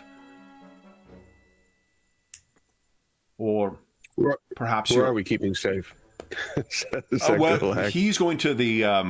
Sobin is going to the Barrowhead Clinic. Oh, he means Sylvan. Gotcha. Or alternatively, you have there is where is he here? Trying to remember the name of your contact in the Paridar. The journalist? Not the journalist, the police. Oh. we had this constable. We were. Yeah, he was a captain. I just don't think I put him down as a Caleb Hunt. Oh, Odie Withers. Here we go. Yeah. Oh. Who you all? It's Basil always has impressed him with his logic. You could call in a favor from Odie and perhaps have some constables sent to the clinic. It's been a while since he's been on camera, but your character would be aware that you would have that potentially. If you don't want to let Sir Barnabas know about the Barrowhead Clinic, if there is a concern that he may go there, you could ask for some constables to keep watch on the place. I thought there was a sergeant or so we were friends with. I think you are as well, yeah. And that was actually investigating the murder in what is now the clinic. So he could be there anyhow, or somewhere there, near there or so. Yeah. I don't remember that was. There was this two police persons. One was rather friendly, and the other one, yeah. Oh, we are so So I guess shrouded. My point being is that you do have other allies who you could call on. Do you wish to call on any of those to keep the Barrowhead Clinic? Yeah, I don't think it'd do any harm if we can. I guess the other one is where is he here? Father Hezekiah. Okay. He's the one who set up the kind of cleanse that place for you as well. He would have less political influence than what the constables would. The constables, at the very least, he would have to, if he came and started attacking you guys, he would have to justify why he's attacking a poor clinic to the constables. Yeah, I think that would be better, wouldn't it? It'd be the, if it was seen by the police, at least we'd have some backing on, he's just attacking people. That would probably be the best option of the two, I'd have thought. I guess I'll throw out there. So what do we think if we destroy the machinery? Are we thinking that Saxon will, what was our best guess would happen to Saxon? You were waiting to hear from Professor Galberry. He and his grad students were working on a potential answer. Yeah, so we could try to go to the university next when we're able to. So my thinking was, if let's just say, so whatever happens is, if something happens to Saxon, and we use the police, then the police will involve I'm just thinking ahead and thinking of different possible factors here of who to use here, and the police will want to know what happened to Saxon. Like if something weird happens to Saxon, we've involved the police in the destroying of machinery, and I'm just throwing that out there as a possible factor. Do we want to do that? That's a thought. Yes. I think we should really have to go public. So go public, in other words. Yeah. No, we should really have the police there at the clinic and say that there was indications that there would be another attempt of attacking the clinic, as has been in the past a couple of times. So it's not unreasonable. I don't think we need to involve them anymore in the details of who they should look for, or. I was just if they know about Saxon, if they're involved with Saxon and something weird happens to Saxon, they'll ask questions perhaps about the machinery, but maybe we don't care at this point. That if they happen to find out about the whole thing, how much we care. Yeah, I think it'll take them a while. Hopefully we'd have come to some conclusion by then. I'd rather worry about having to explain later. Worry about that later. That's fine. I'm just throwing it out there. Yeah. Okay. Well, then let's tell the police, That's our conclusion, right? To get the police's assistance in guarding their, or at least put it on their watch. Have a couple of constables, if possible, or at least have doing the rounds on the clinic. If Basil calls in what's his name, Captain Withers. then he would certainly do that. He would send a small detachment to keep watch. We'll deter him, Mr. Basil. Don't you worry. That's great to hear. It's a very we can't have this clinic be target of some weird attempts again.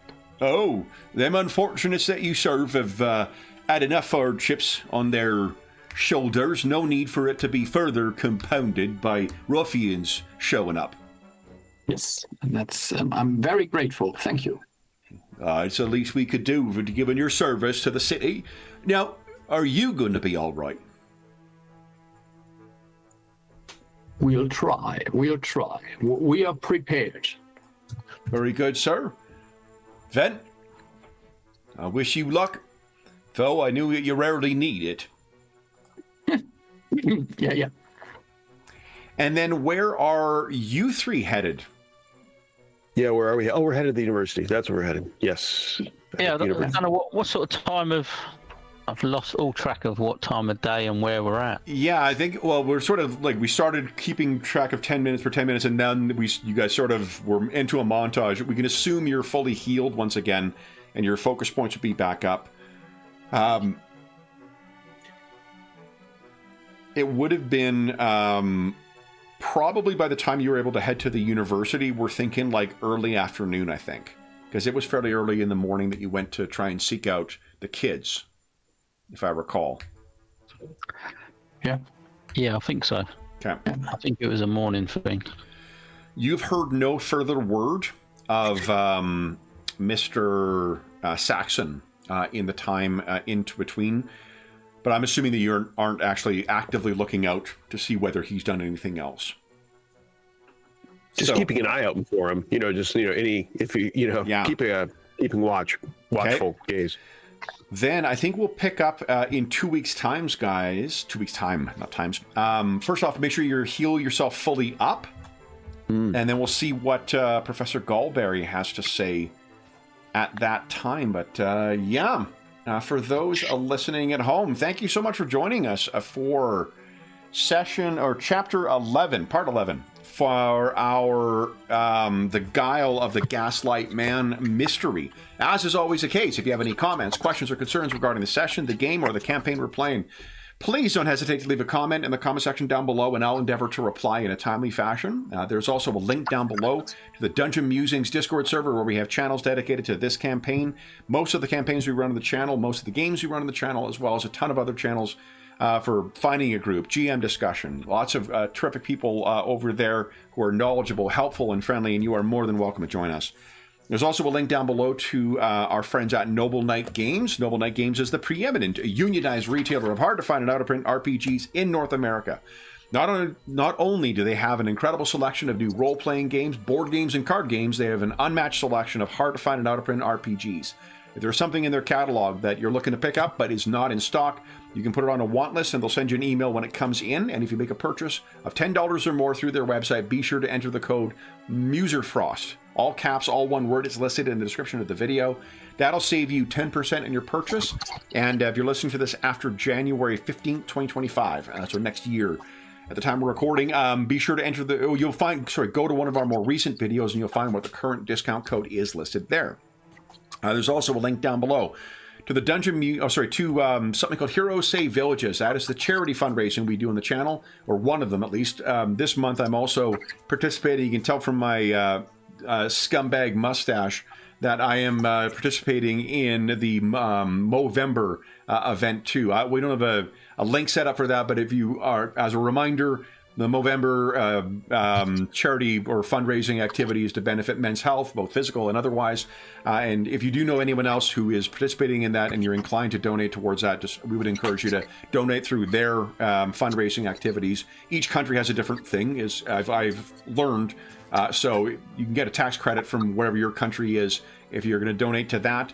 Our fundraising on the channel is through the Heroes Save Villages campaign, which benefits the SOS Children's Villages International Charity, an incredible organization active in over 130 countries, benefiting over 80,000 orphaned and abandoned children. There is A whole bunch of information you can learn about them by following that link, and if you make a donation of through that link, it goes directly to them. None of it goes to the channel or any other middleman. It just goes to help out the kids who benefit from their services, and as a small way of saying thank you. Let's see here, if you donated $25 or more since the start of the year, head on over to the Charity Initiatives channel, because as soon as we wrap up the session, I'll be heading over to conclude the voting on our next mashup session, which I think, yep, has been decided. We're going to be playing a session of the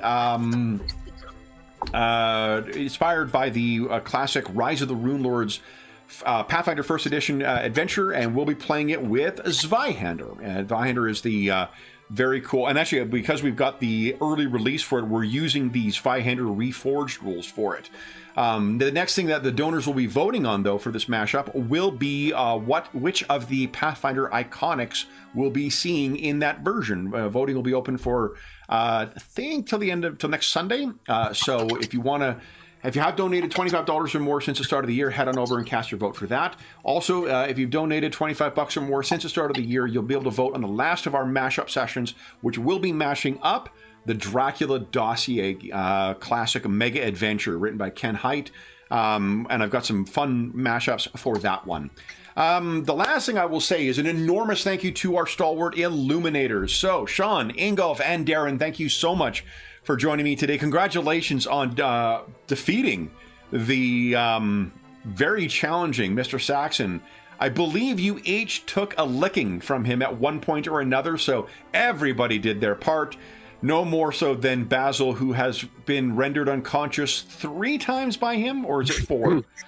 3 times thus far. There you go. So then I think that means you get a stamp on your card then, your Saxon collector card.